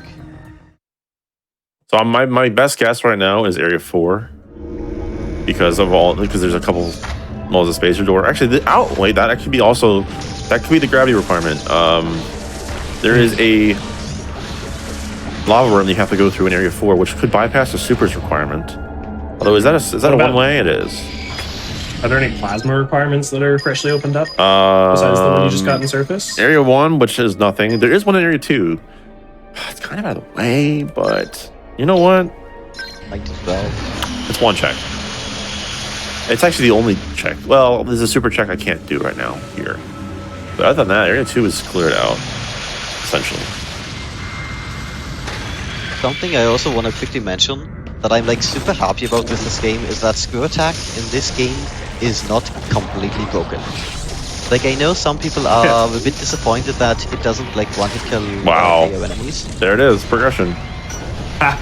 But in Nice. other games, screw attack unlocks so much of the actual overworld because it's such an insanely powerful movement tool, and it most of the time just completely trivializes seats. Combat against regular enemies, at least. So Yeah, that once was you have it, you just are free to go everywhere. so that was beam burst. That was a pretty good check to go for. With beam burst in tow, now I can actually enter area 3, and area 3 is a lot, and especially since I have grapple, there's not much holding me back. Also, while I'm speaking of beam burst, if you click beam burst without having any extra beams, you can't use it because it requires wave to work. So, because it has wave properties. Yeah, it's a weird requirement the game has. Yeah. I think this year you did want to patch that out? No. Okay, then I didn't have any attention. But The issue is that it has wave properties. It has the wave properties, yeah. So yeah. also to find a way to actually enable it too, which I don't know. I don't know, it kind of reminds me, we just had a report from somebody playing the Dread Rando earlier today where they were getting a crash at the start with the Omega Cannon because for some reason the Omega Cannon in Dread requires missile capacity in order to work. There's just weird random requirements like that in these games sometimes that we just have to work around as the devs for the randos. Speaking of weird random things, something that I kind of want to bring into this randomizer, but it's probably like very minor and probably not worth it, is that like Dread is based off of Samus Returns. Samus Returns is based off of Mercury and Mercury Steam's audio game, which was Castlevania Lords of Shadows 2. And in there they have like hints on the loading screen. And you can still find some code and the hints for that in Samus Returns. You just never actually see any hints. Yeah, Dread brings them back. Dread Yeah. brings them back. Yeah. Maybe there's a way. There isn't really much of a loading screens in Samus Returns anyway. It's got remarkably quick loads. Yeah, that's the one thing. But Yeah. Like they're present, but they're not really. It's not like Dread where you've got a good minute or two. Yeah. that's probably why they put them back in. Life choices. Yeah. Okay, so it's worth noting. So here there's 2 DNA in this area, and there are 10 Metroids. So I haven't gotten any. Have I gotten a hint towards that? I don't think any hint here. Area 3 Metroids. I'm pretty sure no. No. Which means I'm gonna have to. You got Area 5, Area 6, and Area 5. So I'm going to manually find these Metroids, which is fine. I mean, I know where they are, but I manually find them. Wow, that's manually find the DNA. Also, still no baby. That's kind of interesting. Yeah, I think I can see why Mazier picked this scene. Yeah. I know he mentioned that in his run he also apparently got all of the reserve tanks. I have one. Huh. So Not that they're really needed, but it's still nice to fill them out. We're talking about the baby a lot. For anyone who isn't aware, it's required to beat the game, and it also breaks all these weird crystal blocks that are all over the place. So it makes a lot of things way more navigable. I said a lot of it. Oh well.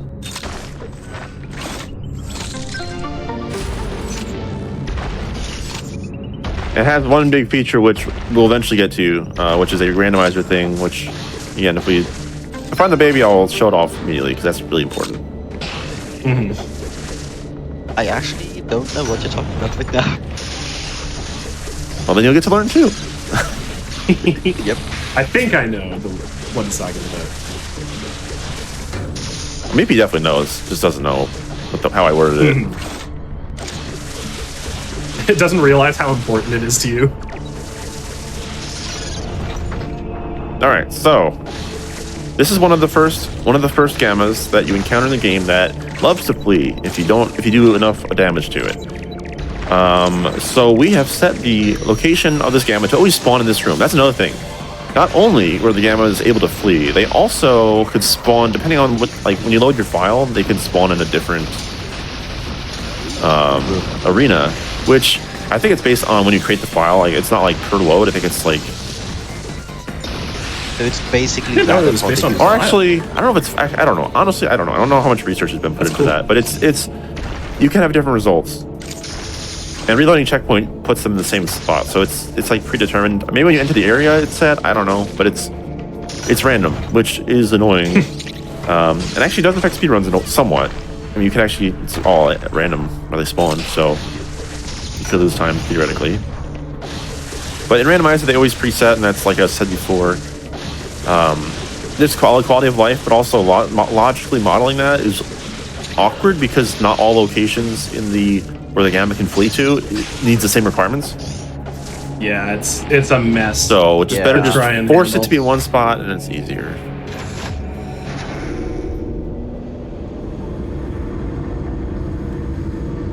Something that's like also semi-important to keep in mind is that Randomania will probably soon support something like entrance, not something like, but it will probably soon support entrance rando. And even though it's very unlikely for Samus Returns to actually have that implemented due to how it works, it's still, from a logic perspective, always nice to have that option open just in case. Yeah. In case. So Yeah, and a lot of things that will be affected by entrance rando are affected by transport randomizer as well. yeah. So normally you actually this gamma wow. It's a crumble block to reveal it, but problem also works. That is knowledge though. That is knowledge intermediate because it's a trigger thing. It's not really obvious. I think it's intermediate, right? Yeah. Or did I forget to change that one? I don't know. Either way, it's not a triggerless thing because you wouldn't know that that's the trigger. It's kind of some of these trigger things that work. It's just like you wouldn't really think about or why they actually work the way they do. Good. Game just works. Like for instance, there's a weird thing in area in the Metroid caverns where if you trigger a gamma fight, so set the checkpoint and then reload a checkpoint when you're in a certain position or whatever, or certain timing. I don't know exactly what it is. It will reload you to the spawn point of the checkpoint that's after the gamma, so you can actually skip a beam burst block. That is not modelogically because that's kind of dumb. And also, once the gamma's gone, you can't do it again. So it's hard to explain what I'm talking about, but it's a weird thing that exists. Nice power bomb. Also, I probably discovered that Callisto. No, I rarely go that way, to be honest. I could show it off, because why not? For anyone who isn't aware, I don't have the baby. Why am I doing this? Sometimes just have a fun name. And so there's one in area that just long shaft, where there's a little robot at the bottom of the shaft that's digging around happily. Also, I'm gonna yeah, they'll show you why. You'll see in a sec. I'll go there for the content. For the fans. It's actually an Easter egg name, and we actually have 2 in the rando. Which the second one that's really obscure, honestly. It depends. To me, I didn't know that was a thing, personally. But I will show it. It's a little out of the way, but it's okay. Yeah, I'm sure nobody's sleep schedule is going to be affected by us taking a little bit of extra time. Nope, Thanks, not at all. JP. You're welcome. So here's It's here's In my 1:30? defense, this robot is it's just doing its thing. This is the dedicated Callisto Roost, and I'll let everyone else figure out what it is. Well, actually, can I? Just look carefully at what it says, how the words are starting. yeah. Left as an exercise for the player. Nice. I see. Good. There you go. Dunk gets it. That's silly. It is. Guys. Can you tell, Dunk, that we are bored sometimes when naming these? Oh. You spent way too much time on that one. Yeah, we did. Yeah.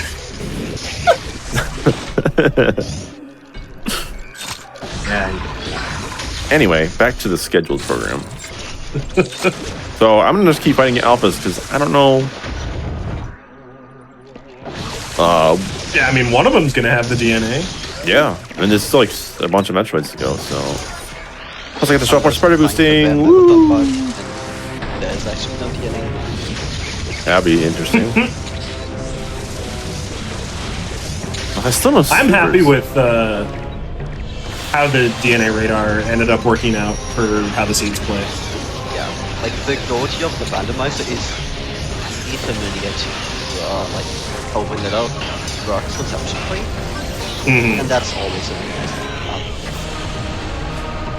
Because there are some games where you just completely come up with a new goal in order to make the bando action work.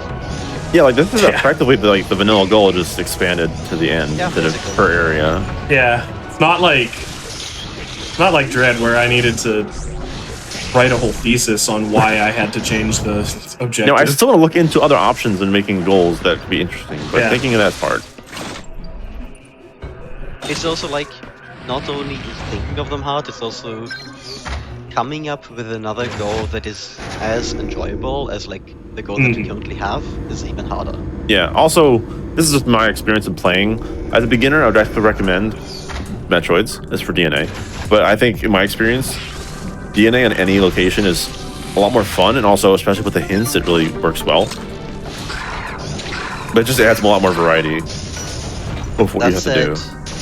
But it is harder. Have to remember a lot more root names. Yes. Which usually shouldn't be a problem because with Randomania you always have access to the logic database.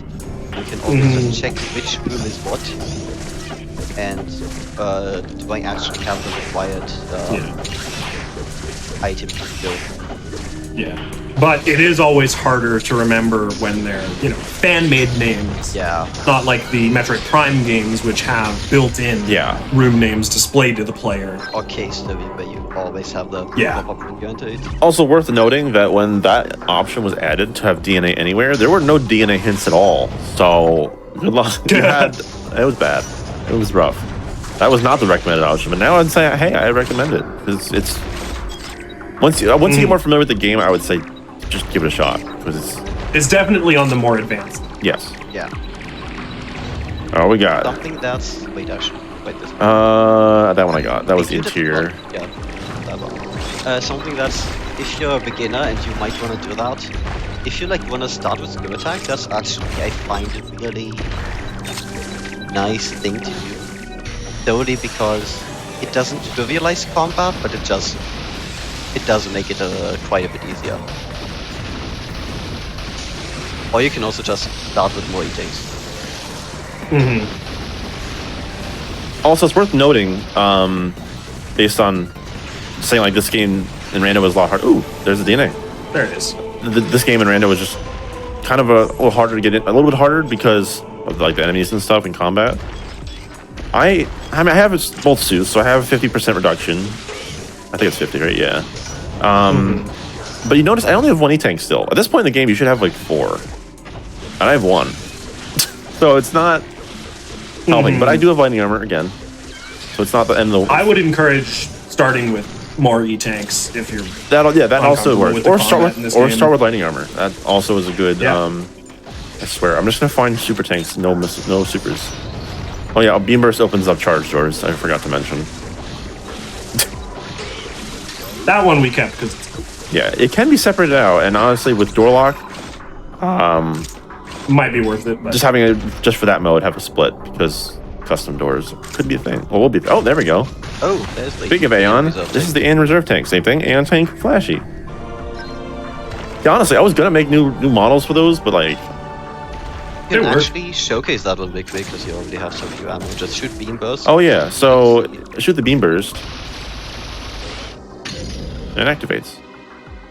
Automatically. And it restores 500, I think. Ball. Okay. It's basically like the reserve tanks in Super Metroid, just for missiles, tank, and Aeon.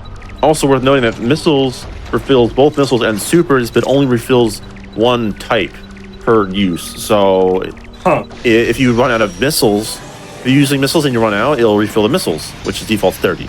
If you are using supers and you run out, it refills those and it refills 10. So it refills both types and only refills 1 at a time. Because there is no super missile reserve. And also there's no power bomb reserve. That does not exist. Unfortunately. Also, it says EA on the touchscreen now, so this stream is sponsored by EA, I guess. Oh, that was fun. That's fine. Speaking of items, what items do you actually need at this point? I think it's like only the missile launcher now? Supers and... Yeah, we're looking for... Well, baby. Baby and phase yeah, drift. baby. Phase drift I need to get logically into Area 5. I can get in, but... Oh, right. Okay. There are ways around it. So Yeah, basically, Trickless is interesting because Area 3 and Area 5 are locked by Aeon abilities. 3 is Beam Burst. Area 5 needs Lightning Armor and Phase Drift on Trickless. So it's kind of locked by a bunch. Nothing's locked by Scan Pulse, unfortunately, but that's just how it goes. That's how it'd be. That's just it. Your quality of life is locked by Scan Pulse. Oh, so this is the Metroid I was talking about, where if you reload the checkpoint after starting and you're in a certain spot or timing, whatever, it'll set you to the checkpoint that's over here, past this block. I don't know why. It just works. I remember that guy.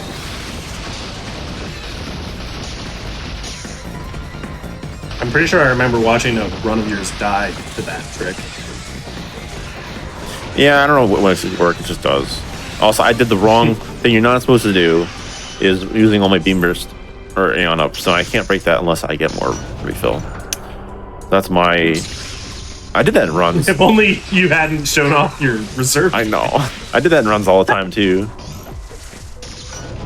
No, Yeah, that's like this is also me one of peaceful. the weird things is that the vanilla game is really linear, and so even if you know the vanilla game inside and out, you still need a lot of, well, I wouldn't say a lot of practice, but you still need practice actually getting used to the randomizer.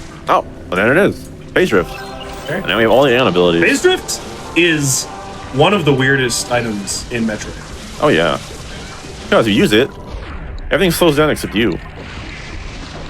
It's inverse speed booster, kind of. Yeah. And then There's really nothing quite like it. And then Dread kind of took it and changed it to be Flash Shift, but that's kind of different. But Flash Shift is more, I feel like, Flash Shift more is cool. completely different Yeah. in basically every way. Yeah. It's way more movement slow. But their names are similar. yes, They're also both Aeon abilities. Yeah. also I guess if it weren't obvious, there's a lot of things that were shared between the two games that were just changed. Metroids became Emmy, Blob Throwers became those Enkies, stuff like that. Yeah. Scan Pulse became Pulse Radar. pull straight out of a word. Wait, Well, because the map. in red? What? Huh? I thought it was the Huh? same. I thought No, it doesn't reveal the map. That's pretty much it. Oh, I see. I thought it was But- the same scan for in both games.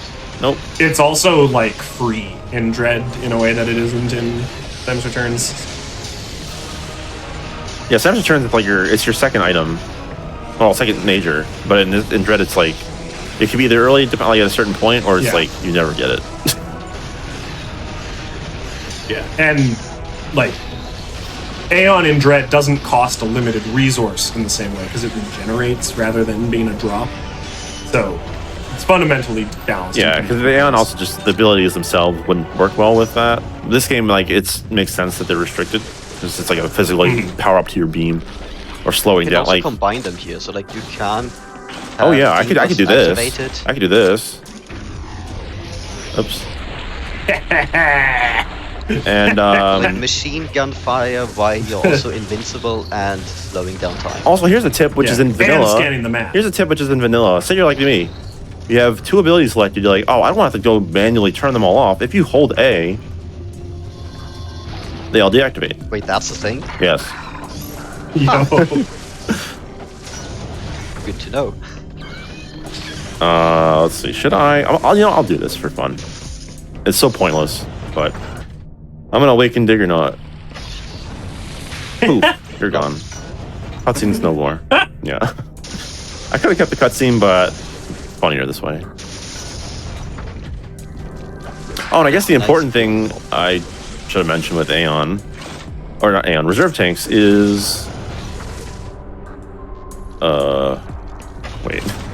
Oh, to refill them, you have to use the respective recharge stations. So ammo recharge, energy recharge, or the Aeon orbs, or the ship.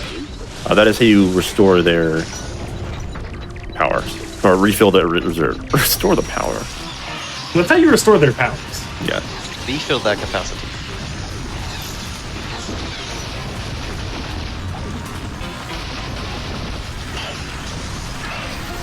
Hey, a second E-tank.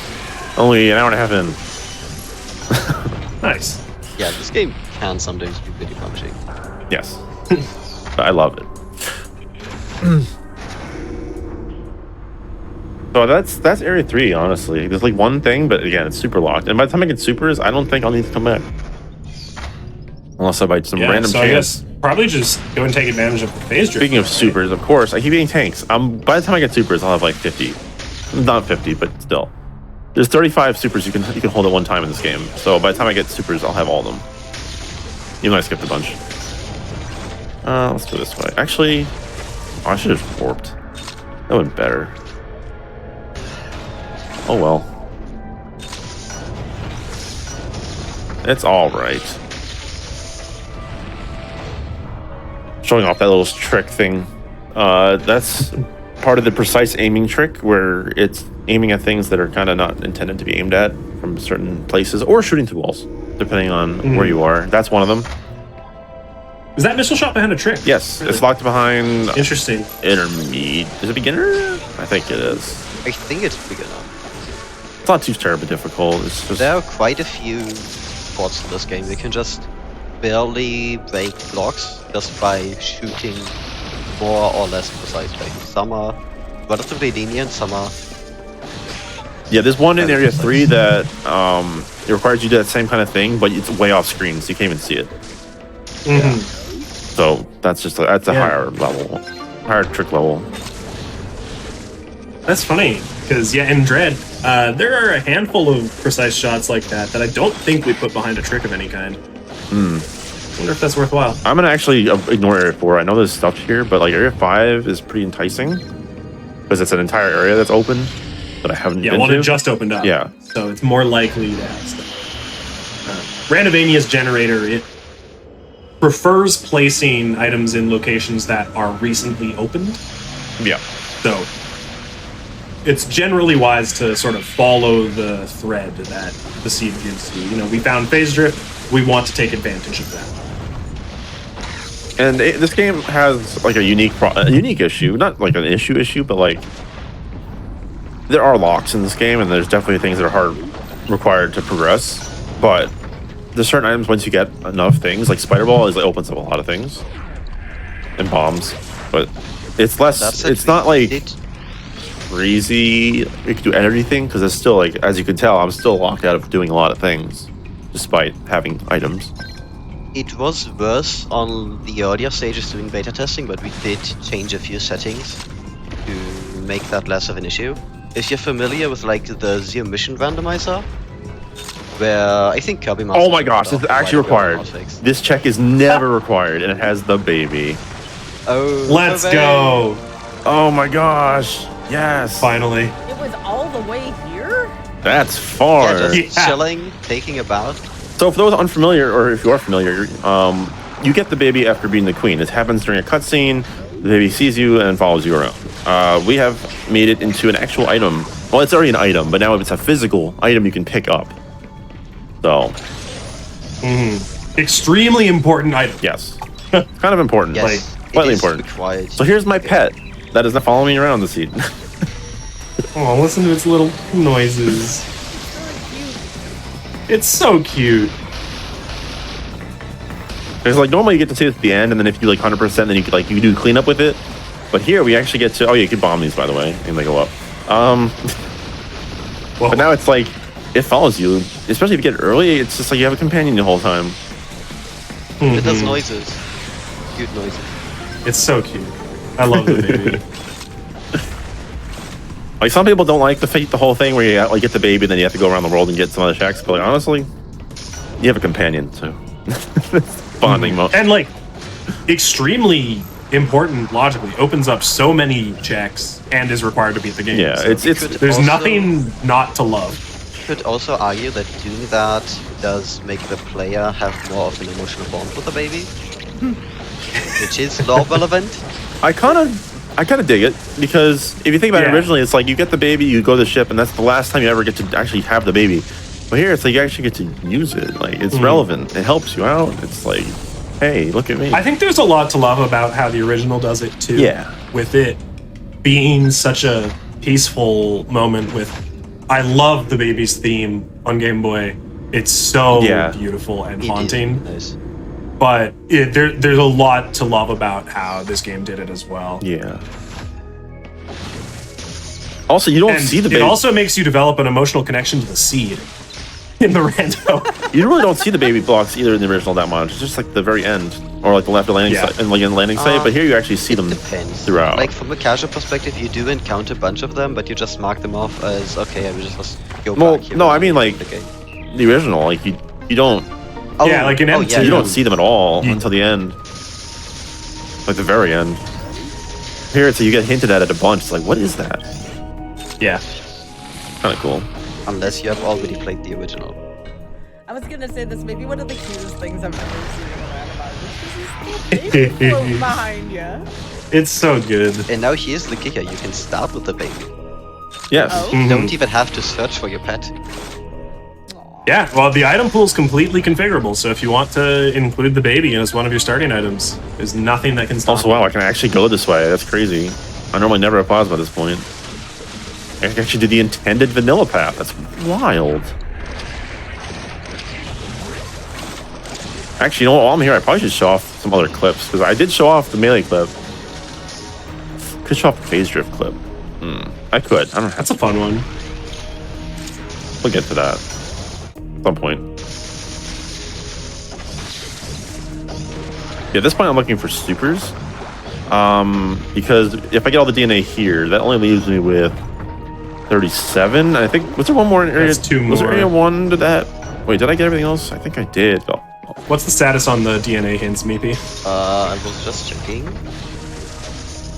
You did the lobby alpha plus here in Tower, right? Yeah. So you have one DNA and A6 data. Oh yeah. So so I need supers. That was the I was wondering. Another one that was hinted here in area 5, exterior gamma arena. The rest are not hinted here. You know what? I'll get it, because just why not? Why not? You're gonna collect every super tank before supers. I think I skipped 2, but other than that, I've gotten like everyone. It's because still ridiculous to me that you only have 2 E-tanks right now. yeah, Yeah, and like, it's worse than you think because a lot of the enemies here are gonna do it. Like that enemy. Look, that was the whole tank. That was the whole. And this is with gravity. With gravity suit. Yeah, Wow. without Gravity gravity. suit I halves can't the do that. damage. I can't do that. Never mind. That would have done full 2 E-tanks if you had no suits. Also, there's another variant of these glow bugs. They're reddish, and they taunt you. Without a suit, they do 98. So it's like maybe with 1 HP. Let's go. That's so funny, actually. Yeah. All right, let's see if I can find an this E-tank game here. That'd be can nice. brutal. Let's see if I can find something. Nope. I have way too many missiles. That's more than enough to finish, by far. Of course. Yep. Just keep laying on me. More supers for everyone to share. I'll take this in case I don't find supers here. I feel like I have to at this point. Unless I missed something obvious, but... You know, we've been talking about randomizer projects throughout the entire seed. I want y'all to let me know what else y'all are working on. It can involve this game. It can involve things on your individual streams. Feel free to let folks know what you're up to. I just, again, plugged everyone's name again, so feel free to talk about yourselves. I found supers. Before we do I that- found supers. Oh! 15. Nice. So yeah, I mean, we're all Randomania contributors. Most of us like the core. Here's the first joke Nice. hint. If you don't have any hints on the seal, it gives you a joke, and it's fitting with how we've been our commentary. Rumor has it the walls are only a suggestion. There you go. There you have it. See, the game says so right there, guys. And just as a memory, all of your DNA will always be hinted at the DNA seals. So you will not ever have to like completely guess where DNA is. It will always be completely hinted. Yeah. But yeah, so Randomania, I mean, there are so many ongoing projects with it. It supports how many games in stable now? Are we at 6? Yeah. You're like, We have AM12, we have Case Study, we have Prime 1, Prime 2, Red, Samus Returns, yeah. and then Yeah. something I probably missed. No, that's 6. Oh, And there's So- a bunch more that's in development. Yeah. So- And those 6 stable games, like, most of us here contribute to several of them, if not all. in I've some contributed to capacity. all except Cave Story in some form. Yeah, you hate me. I get it. I haven't played Whatever. it. I'm sorry. I haven't played it. It's literally free. I know. Literally free. Incoming comments like, how have you not played Cave Story? It came for free with your copy of Randomania. Yeah. So those games are all supported. There are other games in the works, and you know we're juggling projects of like, you know, I'm slowly working on an entrance randomizer implementation that multiple games in Randomania will be able to make use of. Meepy has been doing a lot of work on the logic databases for basically every game that doesn't get enough love in Randomania. not just doesn't get enough love, it's basically, I've looked now at almost every game on the logic database part. Yeah, I haven't seen you doing as much with Prime and Echoes, but I have recently basically been doing everything quite else. a few Prime and a few Echoes. My big issue is that I've only played these games like casually, yeah. so I don't know the rules of them very well, and also I just kind of miss the 2D map visualizer. Yeah, they're harder to work Echoes with. has been my database thing for like a while. I was, around when Randomania was just Echoes, and I was responsible for like a big overhaul of that entire database. That was quite the work. Yeah, Echoes has one of the most mature logic databases in all of Randomania. Yeah. In large part due to DCR's contributions. And yeah, we have quite a few games that we're currently developing, but as Dunk earlier pointed out, like the biggest issue is finding people who actually want to work on the game. And so we do have another experimental fusion randomizer that is in the works. We have an experimental Just flip out. Super Metroid randomizer that's in the works. Really, I mean, the one that is in the works is Fusion. Basically, there are other experimental games that are pretty stagnant at the moment, so I don't want to spend too much time talking on them. But yeah, there is a fusion randomizer in the works that I'm not directly involved with, but is going to be for Randomania, completely separate from any other Metro Fusion randomizers you may be familiar with. Yeah, from totally different team. Randomizers, the other one. That And I think Hercules showcased also on Hotfix a while ago. Yeah, but that's an exciting thing that's being worked on. There are other games that people have started work on and expressed interest in, so lots can happen, and all sorts of just improvements made to the general application as well. You know, the entrance rando thing that I was talking about, as well as, you know, there's a big push going on right now to improve the documentation for all of the tricks across the logic databases. We've been adding tooling to do that. There's so much, and we can always use more help. If anyone is at all interested in contributing to any of those games, please check out the Randomania Discord server or open a pull request on GitHub. Any contributions are welcome. There's so much to do. Be a developer, like we will literally guide you through it if you just want to actually help us. Yeah, well, in database work, you don't need to know a lick of code to do. You just need to know the game well enough to be able to help with that. We have a visual logic editor that you do it all in a program. You don't have to type a single line of code to work on the databases. So there's a lot of people that can help out with all sorts of different things, and we always want more contributors. We have a question from the chat that says, do MSR Omegas have the extra damage hitbox on the back? They do not. However, they take more damage once you remove their chest plate. They take more damage than if you just shoot them in the mouth. I don't know the exact numbers, but I know it does more.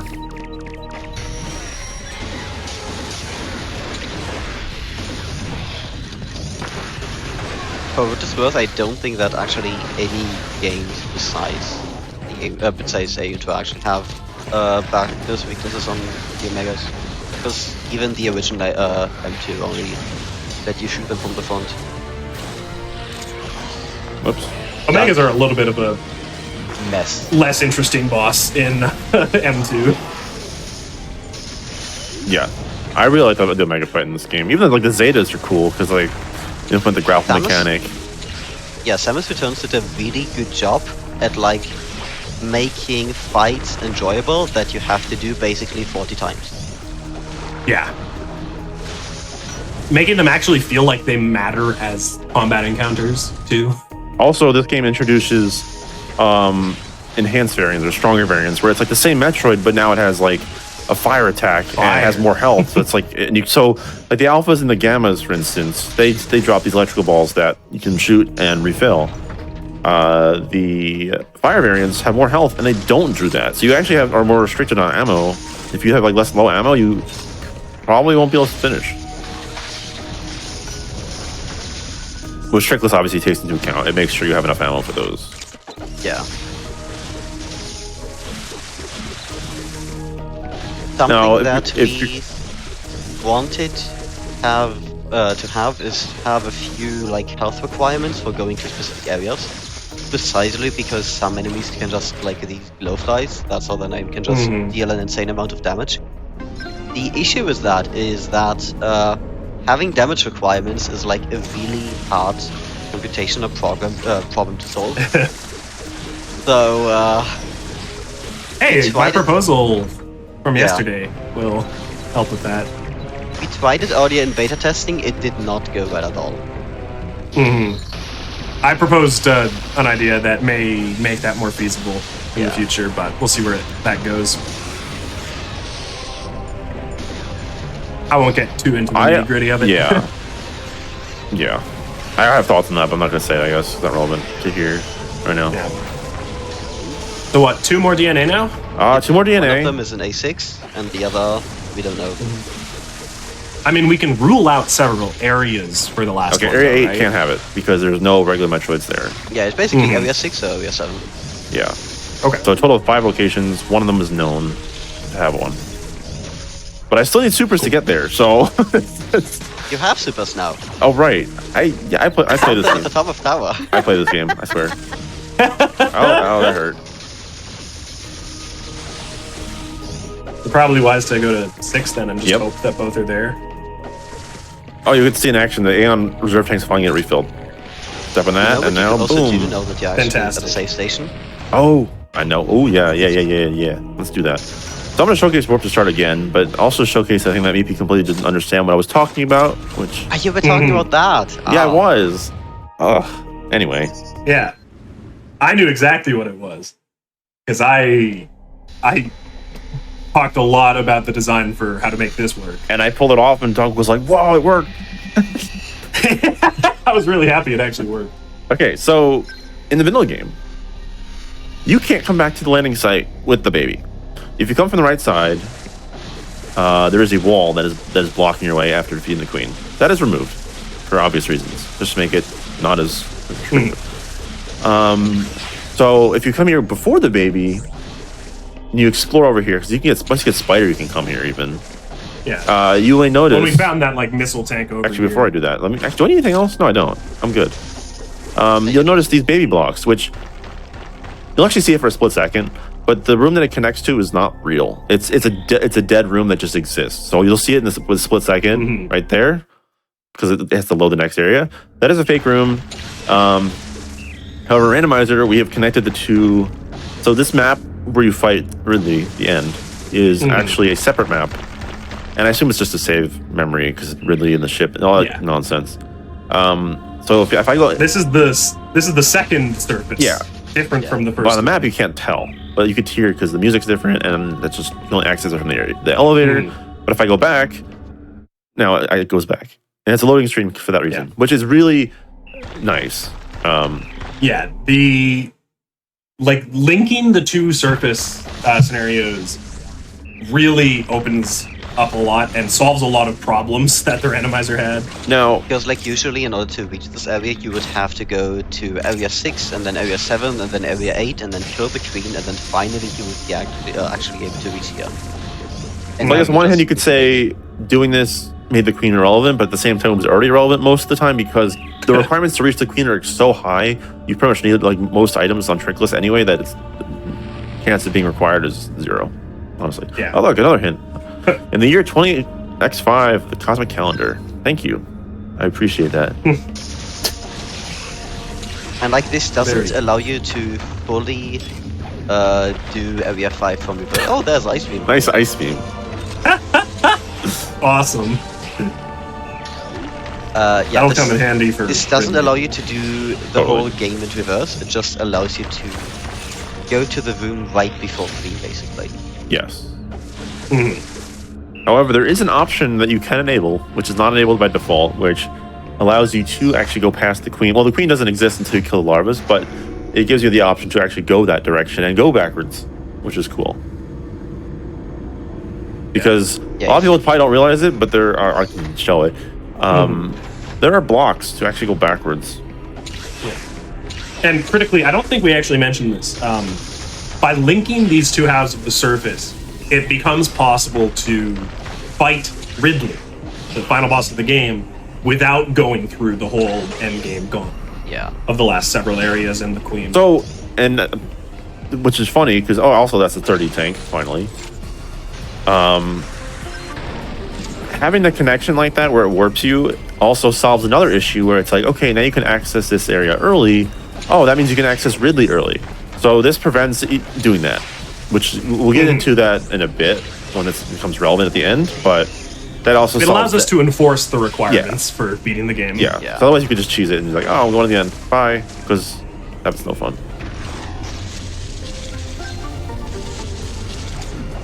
Actually, I can't show the entire thing because I don't actually have the option on, but I can at least show what it looks like. I love the baby theme. Yeah, it's so good. For anyone in chat who loves the baby, this is the baby's theme song. Samus Returns is like surprisingly good because this may come as a surprise, but a restricted game... That's a true sentence. A restricted game is much more interesting for a randomizer than a non-restricted game. Yes. That's what I wanted to mention earlier with like Zero Mission, because the game was designed around being completable with very low item requirements. You basically just need bombs in order to finish the randomizer, and that's just not really interesting to play. So here's some of the changes. So here's the wall I was talking about. This is the wall that goes away once you start fighting the queen. There's an option to remove this, and if you go the next room over, you can actually go in the ceiling. There's screw attack blocks, so you can actually go backwards. And if you have ice beam, that's a logical path to go backwards through area 8. It's really cool how it works out. So the item from the queen normally is the cutscene for the baby. That's removed. So now the item for the queen is technically spawns right here. You can say it's inside the egg. And when you beat the queen, that egg breaks. You have the item, and also this DNA seal, I can't use it. It's actually locked by the queen, so it gives incentive to fight the queen, which I like. And if this one can give the most DNA, it can give up to 5 hints. So if you're really desperate, especially for a multi-role setting, fight the queen. Fight the queen if you can. And in particular, if you have more DNA shuffle, that one can be really good. So I like that lock just because it incentivizes the queen. Otherwise, queen's kind of a useless thing. So yeah, that's a good, cool little thing we have. So where am I off to next? I guess we were thinking 6. Yep, right? Area 6. So I'm gonna take the convenient connection shortcut, and I will warp to 5. Also, I'm gonna spider boost because it's fun. Ooh, off of the frozen enemy. That was terrible. Whoops. Would have been very This good one, if though. you got it. That's so swag. Now that you actually use that, the freezing logic in this game is also something so... Oh, yeah. Let's just say in-depth, because you have so many... you have like 3 ways of freezing enemies. One is to just freeze them normally with a normal item shot and very quickly jump on top of them. One is to fully freeze them with charge beam. One is to fully freeze them with a melee counter. And one is to use phase drift to slow down time to have more of a chance to stand on them. Yeah, it's kind of a mess. So much so that we actually made a template in the database so we can just plop it in wherever it's needed. Because if it's done in one place, it can be done in other places the same way. Yeah. For the most part. Not all. In some cases, that's not true, but most cases, same. And to be clear, many of these are expected by the vanilla game. Yeah. These like frozen enemy boosts, it just wants you to do that. I think this game makes heavier use of ice beam than I don't think it makes any that much other use of it. Like there are more instances than in other games, but the fact that you get spider balls so early and then also space jump and grapple mostly invalidates all of the other ice usage. Yeah, but I think it is still more than any other definitely. game. The other competitor would be Fusion, that teaches you ice to use. Right, yeah. One thing also I really quickly want to mention here, the whole reason why DCI needed super missiles in the first place was because of that one grapple block in there that you need to destroy from the other side. If you really want to make this game more open, you have the ability to remove grapple blocks in a few locations to just have more fun, basically. It's akin to the, I guess, the options in Dread, to like remove the grapple blocks or wave doors at the end. A little bit comparable. Actually, the grapple block one is comparable. That's Area 3 actually has that exact thing as the grapple block in Anubia. But the wave doors is like kind of close for the other one, except this is more important, I think. Well, yeah.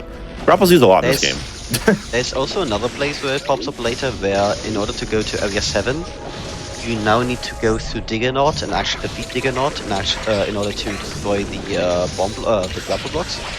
And you also have the option to just remove the grapple blocks in order to avoid Diggernaut. So we actually only have 1 DNA here, which means Area 7 has the last.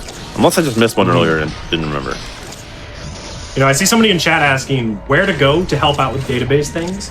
So if you visit randomania.org, which is our website for the randomizer, it also features a link to our Discord server. If you join that Discord server and give yourself the dev chat role, you'll be able to talk in the dev chats and we can help you out with helping us out. Just say you'd like to contribute to the databases and we will tell you everything you need to know. So randomania.org, pin message in the chat, and join the Discord server linked on that page. So I want to say I love that DNA hint, or baby hint. Yeah. Yeah. I swear that location is like rarely a choice, and the fact that I actually picked it, and it's the baby of all things, that's amazing. I love that. Yeah, beautiful. I can see why this seat was picked.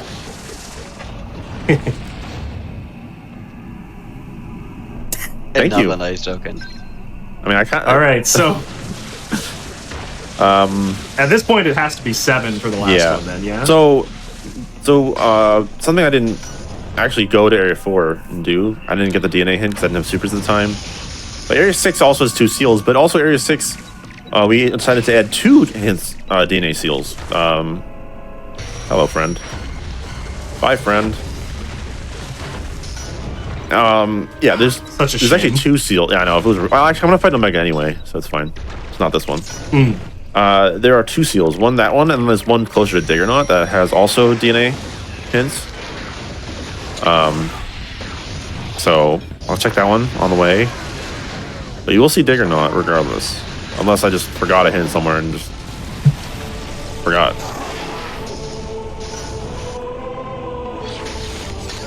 Also, fun fact, you can just roll under the Omegas. So, let me just do that real quick. Hey, buddy. Oh, well, that kind of hurt. Well, you're not supposed to attack me. That's not fair. You did not roll under. But you can. Trust me. We can, just not you. Yeah, I'm banned from that. You can also... So, fun fact with Omegas. If you're really hurting and want to have a lot of fun, you can fight those things with just ice and like no morph, no nothing, just ice and win. That's what, expert combat? I think it's not fun. It's rough. Yeah, it doesn't seem like it'd be bad enough for hyper mode, but it can't be any easier than expert. It actually requires 2 splits. Like I think it's like advanced combat with like expert, like Metroids without missiles, because that's another trick. Which so it's like a combination trick because it's hard. Makes sense. Yeah. I was actually doing a seed yesterday on my like high logic settings, and I didn't know what to do because I forgot my preset had enabled. I forgot I removed the grapple blocks, and so I was fighting that Omega in Area 7 with just ice, and the item it gave me was nothing. Oh no! I was like, well, that was amazing. Have you? Speaking of, nice. Have you implemented? Oh, it looks like the Metroid ate this hint. Thanks. Have you implemented minimal logic for this game yet? I haven't given it much play. Main thing is, I mean, you have to start with morph. Otherwise, if you like ship start, like, because you're not guaranteed to have morph there, so you got to start with morph at least. And odds are you probably need to start with some way to clip, right? Yeah, I mean, you could start with spider, or you could start with space jump even. I also, if you're doing minimal logic, I would turn off progressive jump just because. And you can leave the beams if you want, and suits. Especially the suits are fine, but like, definitely turn off progressive jump because high jump is really useless in min logic. But it's good to know that this game is broken enough that minimal logic is viable. Oh yeah, and it doesn't need anything special, so. Okay, so we're coming up on Diggernaut, which, as Meepy said, since the start preset doesn't have those blocks removed, we actually need to fight to progress. So bombs are hard required if you have to go to Area 7 or 8. Not always. Most chances, yes. And also, you'll notice I have 6 power bombs. But not anymore. But I morphed. Oh, they're gone. I think the game cheated. So there is a vanilla fun feature which can only be possible with out of bounds, where you can actually collect the power bombs that it gives you from below the arena. Because if you enter the collision of this room, and you haven't actually entered the door to hit the cutscene, power bombs are just there. They're just sitting in the middle of the room. You gotta grab them from out of bounds carefully. You can't actually land inbounds, otherwise you're soft locked. You grab them from out of bounds, then fall, and then you can have power bombs, and then you can actually enter the fight. And if you use power bombs on the boss, it just immediately crumples and disappears. But you don't get the item, so it's kind of bad. And we didn't really want to have another quick kill because that's kind of not really fun. And we tried looking into a way to actually disable the powerbomb weakness. There are things in the actor files that say like weak to powerbombs, so you can set to false or a bunch of the actors and stuff, and like it just didn't work. So I don't know what is actually controlling it from happening. So the next best thing is let's just disable your power. Let's just store your powerbomb value and then return it when you're done. And it works. Yeah. So Diggernaut confiscates your power bombs. That's where he gets his own from. I'm pretty sure. Yeah. Actually, that is how it works. Actually, so it makes sense lore-wise. Yeah. Oh yeah, I got stuck on this boss for a long time. So the thing with this boss is it's very choreographed. You can, once you know what it does the same things over and over again.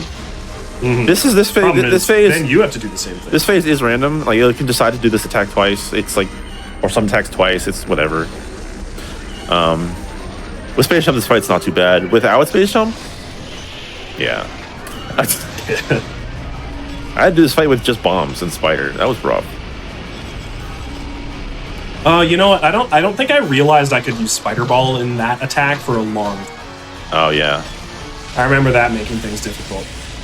Also, it's worth noting that first phase where it does the bombs, or like the sucking in, you can just get sucked in and then take damage, and it ends the phase. Like it doesn't have to happen. It's just you need a bunch of E-tanks, especially if you're suitless. So it's not really worth it. Give me that. Somebody asking in chat, you must have missed the explanation. No, power bombs kill Diggernaut instantly, and don't give you the item, which is why we take your power bombs away. You are not allowed to use them in that fight. Yeah, they don't give you the item, and also the doors haven't spawned, because when you're actually in the fight, like the left door is deactivated. I don't know. I guess it's a memory thing. I don't know. It's weird. And if you do that, the door doesn't respawn. So it's kind of it's just a catch-all, and it honestly works. It's fine. Speaking of memory things, did you talk about the low poly gravity suit model yet? Oh no, I didn't.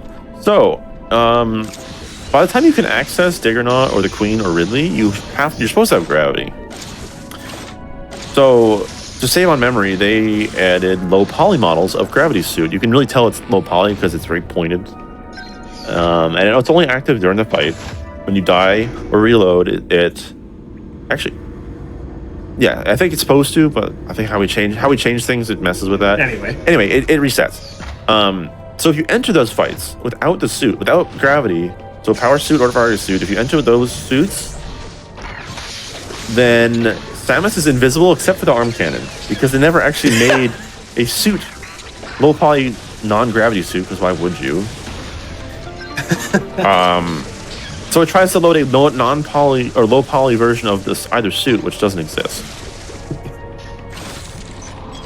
So yeah, you're just invisible. That's so funny. So we changed that, so now if you have gravity suit, it's low poly. If you don't have gravity, then it just shows the suit. Mm-hmm. You should recolor the low poly gravity for the other suits. I mean, honestly, you know what? Hey, Meepy, do you want to make that an issue? Sure. Wait. Define issue. Wait. Like opening an issue on our tracker. Yeah, not like an actual bug issue. Just like the to-do list for later. Gotcha. This is our typical workflow. DCR identifies a problem. I jokingly suggest a solution. DCR thinks it's actually a good idea, and then Meepy opens the issue on our issue tracker so that somebody actually gets around to trying it at some point. So that's a microcosm of the development cycle of a lot of things in Randomania. Also, for those unaware, you can lay power bombs to remove the shield. That's also, I love these fights, especially if you combine missiles and supers. Just alternate between the two. Also, in this fight, it's better to not use Beam Burst. Like, Beam Burst is actually worse. Also, fun fact: Beam Burst with Plasma is nerfed on the Omegas, but not with Phaser. That makes sense. Yeah, it's like that thing that was, but we didn't fix that because I mean I should say that makes sense to me because that is a thing that Mercury Steam does all the time. Yeah, where they'll nerf like a specific higher level beam that you're expected to have, and not the lower level ones. That'll come up again for Ridley later. We can mention it. Also, the Omegas are really fun to fight if you have the right ammo. Like if you have the amount of supers, like you don't even need to worry about having like tricklessly. You need space jump for these fights, but also if you have enough supers, you can just just annihilate them. You can just be awesome instead. Yeah. Here's a spot where you're expected to use this ability that the game never teaches you in any capacity. Except you don't have to go that way. No, but to go that way, you're expected. Yeah. Also, this is a fun little thing that if you're in this section, these couple rooms over here, and you haven't killed all the Omegas, it plays the Area 1 theme. I don't know why. They, for some reason, coded that. Which I think maybe just like a tranquility thing, like, oh, it's like the calm before the storm, like, let's do this type deal, like a, I don't know, kind of cool. I dig it. I like it. Anyway, Powerbomb.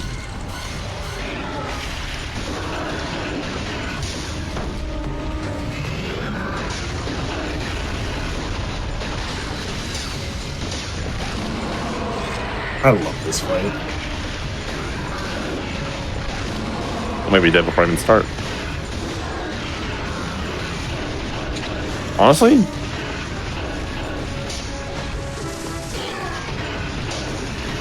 I love the way the baby looks like it's dodging the attacks. Also, I learned the other day that you can melee these rocks to break them. I did not know you could do that. I thought you needed to shoot it. Standing melee! That's interesting. Oh, it was one missile away. Hey, there it is. Also, when you get all the DNA, a little pop-up, it says you collect the DNA, and you can fight Ridley in Surface West. Now, this actually changes depending on what you have. If you don't have the baby at this time, it says you have all the DNA, continue searching for the baby, which is cool. That was the thing I thought of. And so you'll make it a little, like, it know what to do still. It actually means I'm going to refill my supers just for this, because this is actually the end. Yeah, this is just on our way to the final boss now. Anything else we missed? I suppose while you're to mention, while you're on your way back, I'll touch on what I was talking about with the vulnerabilities in the vanilla game. Ridley, he's extremely resistant to plasma, which is the final beam upgrade. Like, what's the multiplier? 0.2? Yeah. So it does. Well, it does a fifth of the normal damage. Yeah. But the other beams don't have that multiplier applied normally, and so in the vanilla game, if you get there without plasma beam somehow, you can absolutely shred his health. For the randomizer, we have normalized the damage values so that you don't get punished for picking up the best beam. Yeah. Because that's not good gameplay for a rando. You don't want to have to go, oh, I don't want to pick up this combat upgrade. It's going to make combat harder. Also, I guess I forgot to show off the grapple aiming. You can see it's a different color. It's normally blue. So now, remember before how I went through back and forth flawlessly. It did a loading screen. But now, once you have all the DNA, if you try to go back, you now actually load up into the Ridley landing site. So technically you can't go back, but that's fine. Also, I guess I'll show off the grapple lock. So like this is the regular color, and now I've customized it to be like a purplish, pale purple. Oh, I like the purple. Oh, you can customize that. I'm gonna look into more cosmetics down the line, like the suit that was mentioned. And yeah, now we're just gonna obliterate Ridley, I guess.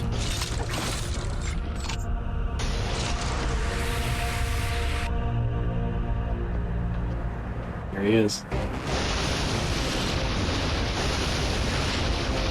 Also, spamming beam bursts and supers just annihilates. Yeah. So we're coming up on time here. Yep, he's just about to ask about that. Yep. Baby's just watching there in the background. Also, fun fact, during this fight, the baby uses a different model. Or like it's a bigger model. Huh. Baby's helping. Oh yeah, definitely. Like you can see how much bigger it is now compared to Samus. It's big, yeah. Yeah, it's a different model entirely. It's growing up. I think it's because that's lore. Yeah. No, I think it's because the zoomed out fight, they want you to actually see the babies. Yeah, no, that's lore. It's growing up. That, or it just sucked up Let's the energy go. from Woodley. Oh, hey, it's Ridley, by the way. If you weren't noticing. Oh, look, being on a bar refilling. Let's go. Nice pause there. That was good. The Ridley's here. That's a difference from the original Metroid 2, and that's because it falls into the lore a little bit better. It's like, hey, because also the Prime games take place before this too, so it's like you can see Ridley's still like kind of metallic, so it's like recovering, and then it's like, oh, hey, the baby, I'm gonna go steal it and bring it, and then, but obviously it doesn't work because Samus is other plans. And then let's not spoil Super Metroid. I know, I can't. I'm sure nobody in chat has played it. So technically, there's this counter sequence. I'm gonna play it out. I could skip it. I want to play it out. Oh, you got to do it for the fans. Yeah. So this is the end of the sea. Once Ridley is dead, I'll say time and time. And that's Woo! GG. Nice run. yeah. Yeah. That was a cool scene. That was a half-hour underestimate. Yeah, that was Nice. pretty good. It wasn't 220 hours, but Close. honestly, I might as well just keep the cutscenes going for the sake of this. I don't Yeah, know. because there's still a few things to showcase here after Ridley is dead. Sure. And it's important to us to let the credits roll, of course. Yeah. I'm a firm believer in giving credit where it is due, including to the original devs. Well, speaking of giving credit where it's due, are there any kind of shout-outs or anything y'all would like to talk about? We still got time. Oh yeah. Massive shout out. Well, first and foremost, Dark Zero, Randomania developer, head developer. I'm pressing spacebar a million times. Was a big contributor to the early stages of this You'll game, see and it also. in the credits here too. In a Oh, second. actually, I'll wait till the credits. Hold on. Let's just one step back. So this is custom. It's me. But massive shout outs to those guys. Thanatos. We talked about a bunch. Huge developer in the big reason why this is even here today. Dark Zero, like I said, Randomania developer, main developer. Yeah. Just great. Helped a lot early on with Randomania. Well, wow. With this randomizer, also, it's sorry, that's what's going on. The credits also say the locations. Yeah. Is there anything we missed? I think it was just the missiles. I didn't see the missile reserve. Pretty sure, yeah. I think you got everything else. And I saw Spring Ball, so let's just check. Yeah. But just that missile reserve. And then I'll but yeah. continue my shoutouts. Also, both suits in Area 4, that was good. Yeah, basically right after another. Also, that bomb location, that was cool.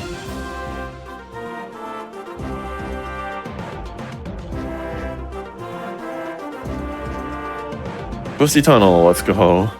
That was the second. Why is this the second? Oh, I guess it's alphabetical. Okay, almost there. All right, where? Literally the last one. Okay, so that was the Gamma on the exterior. I just didn't bother going there. That's fine. Okay. So where was I? So, yeah, Dark Zero. I'm still stuck on Dark Zero. Yeah. Helped a lot with the early Samus Returns rando patcher, even, well, not even the patcher really, just the back end, like getting the data together. Also worked on the Dread patcher and like a lot of the other patchers. Big help in Mercury Engine data structures, which is where all the formats and the data and like how we actually parse everything for Dread in this game. But me and him worked together in the early stages of getting level data parsed, and he also created the initial database like with a script that actually extracted all the important data.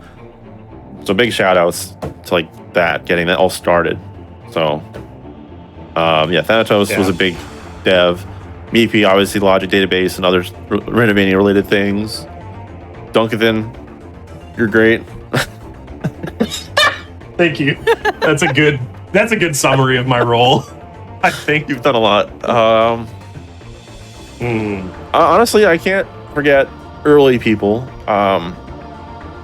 Maricat was helpful in the beginning for figuring out how to remove the purple liquid. That was the first thing that went. That was cool. Also helped a little bit with logic here and there and figuring out some very funny tricks. Hexaplex did some beta testing and also logic changes.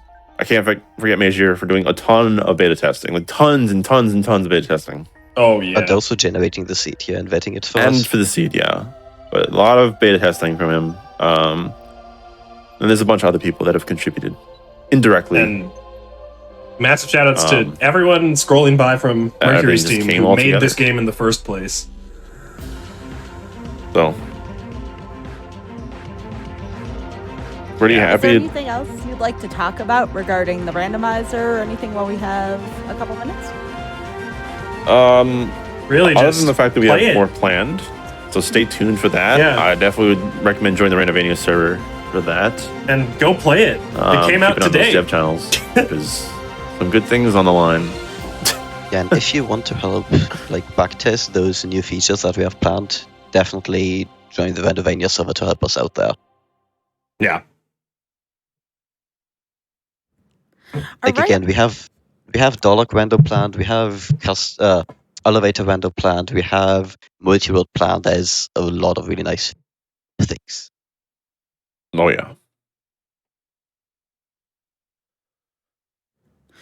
I did want to thank you all Go for play being it. on, by the way. There's been so much work. And like you said, in order to make a randomizer, you have to really be in love with the game, right? So thank you so much for all of your wonderful work and passion on this. And I'm sure the rando community is absolutely going to fall in love with this. Again, for those of you just joining in, this was not the beta necessarily, but like the official release of this was now about 6 hours ago or so. And again, that is a RNG first on the show. So thank you. that was an honor. That was an absolute honor to have on. Inaugural seed, really. Yeah. Oh yeah. This is our first stable seed, so or probably the first on it. So go play this rando. It came out today.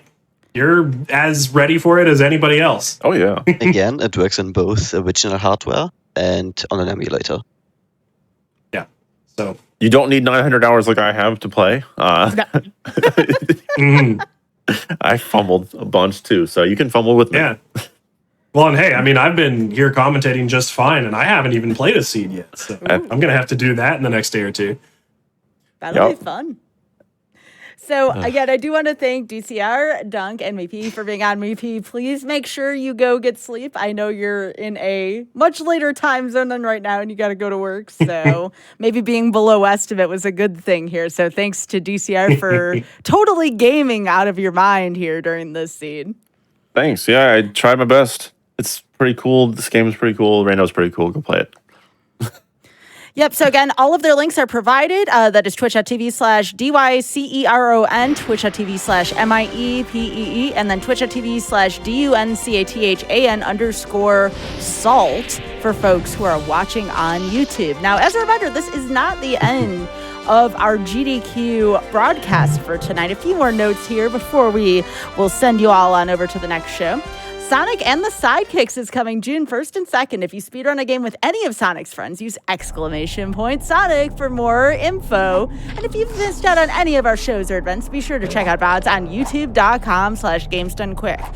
Your subs, Prime Gaming subs, gift subs, and bits shared on the GDQ Twitch channel help support Games Done Quick Hotfix. If you enjoy watching speedruns, consider subscribing to the channel.